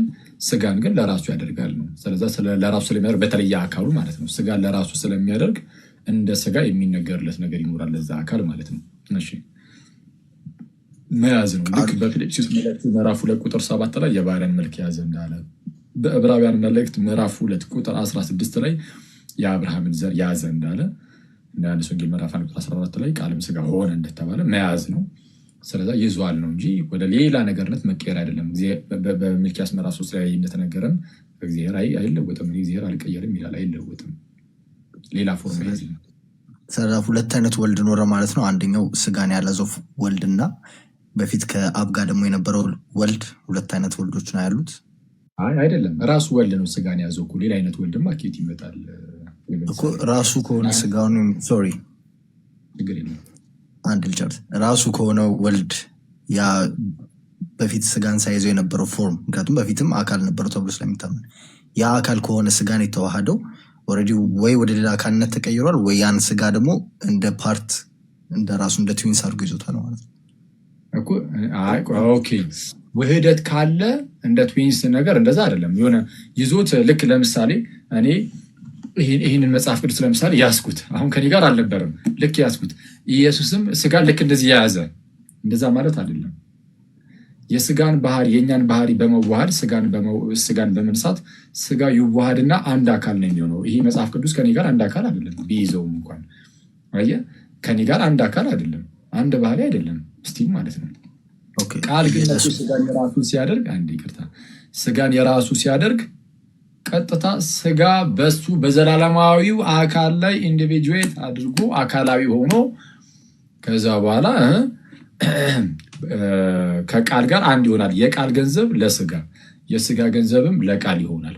ወይም የአምላክ ገንዘብ ስለ አምላክነት የሚነገሩ ነገሮች ሁሉ ለስጋ የሚሰጡ፣ ለስጋ የሚነገሩ ነገሮች ደግሞ ለአምላክ እንዲነገሩ ይሰጡና አንድ ይሆናል። አንድ ጌታ ኢየሱስ ክርስቶስ ይሆናል። ስለዛ ሁለት ስላልሆነ ሁለት ወልድ የለም፣ አንድ ነው። አንዱ ከአንዱ ጋር ተዋህዶ አንድ ነው የሆነ። አንዱ ከአንዱ ጋር ተዋህዶ አይደለም አክቹዋሊ ቃል ከስጋ ጋር ተዋህዶ ወይም ቃል ስጋ ነስቶ ምናልባት አንዱ ከአንዱ ጋር ተዋህዶ ስል ቃል የሚባል ነው ኖሮ ሰው የሚባል ኖሮ ከዛ ወደ ውህደት መጡ እንዳይባል ማለት ነው። ቃል ነበር መጀመሪያ፣ ከዛ ስጋ ነሳ ነው። አስቀድሞ ስጋ ጌታችን የነሳው ስጋ ማለት ነው ኖሮ ከዛ በኋላ ሳይሆን የተዋሉት ቃል መጥቶ ነው ስጋን እዛው ፎርም አድርጎ ተዋህዶ። ምን መለያየት የለም። ስጋ ፎርም በሚደረግበት ሰዓት በሚዘጋጁበት ሰዓትና በሚዋሃድበት መካከል ምንም ልዩነት ሳይኖር የጊዜ ልዩነት ሳይኖር እዛው ይዋሃደዋል። ከዛ በኋላ ከመቤታችን በስጋ ይወለዳል። ኦኬ። ስለዚህ ኢየሱስ ሳይወለድ በፊት ስጋ የለውም አይደል? የለውም በፍጹም። ስለዚህ ያ ስጋ ሳይኖሩ ቃል ለብቻው እየኖረ ነበር ማለት ስጋን ሳይዋሃድ። በኋላ ግን ስጋን ከተዋሃደ ኦልሬዲ ፎርሙን ቀይሯል አይደል? ያ ስጋ ከሌለ ስጋን ከያዘ የስጋ የያዘ አይነት ቃል ይዟል ማለት ነው። አሁን ቃል ያለ ስጋና ቃል በስጋ ማለት ነው። ፎርም መቀየር ማለት ምን ማለት መሰለ? ለምሳሌ ወረቀት አለ አይደለ? ቀጥታ ከመጽሐፍ ቅዱስ ስላሳየ የመጽሐፍ ቅዱስ ይሻላል። ለምሳሌ የሙሴ በትር እባብ ሆነች ይላል። የሙሴ በትር እባብ ሆነች ሲል አስቀድሞ በትር ነበረ። የበትር ፎርሙን ይቀየርና እባብ ይሆናል። ቃል ስጋ ሲሆን ልክ እንደዛ የቃልነት ፎርሙን አልለወጠም፣ አልቀየረም። ሳይቀይር ነው ስጋን የያዘው ነው። መቀየር የሚባል ነገር የለም። ወረቀትን ልክ ስታቃጥለው አመድ ይሆናል። አመድ ሲሆን ፎርሙን ነው የሚቀየረው። የወረቀት ፎርሙ ተቀይሮ የወረቀት ፎርሙ ወደ አመድነት ይቀየራል። የቃል ፎርም ግን አይቀየርም። ሳይቀየር እንደዛው እንዳለ የማይታይ የማይዳሰስ የማይራብ የማይጠማ የማይሞት ሕያው ማንም ሊቀርበው በማይችል ብርሃን ውስጥ የሚኖር ሲሆን የሚራብ የሚጠማ ምናምን ያንን የሚደክም ሞት የሚስማማውን ስጋን የራሱ ያደርጋል። ያ ፎርሙ ሳይቀየር፣ ስለዚህ የፎርም ለውጥ አይመጣም። ኢየሱስ ስጋው ጌታ አይደለም? ጌታ ነው ታዲያ። ኦኬ እሺ፣ ቴንክ ዩ። በቃ እንግዲህ ካልተረዳው እስቲ ደግሞ ሌላ ጊዜ ደግሞ ወደምንረዳ በሰፊው መሽቷል። ቴንክ ዩ። ሰላም። መልካም አዳር ያው ጋይስ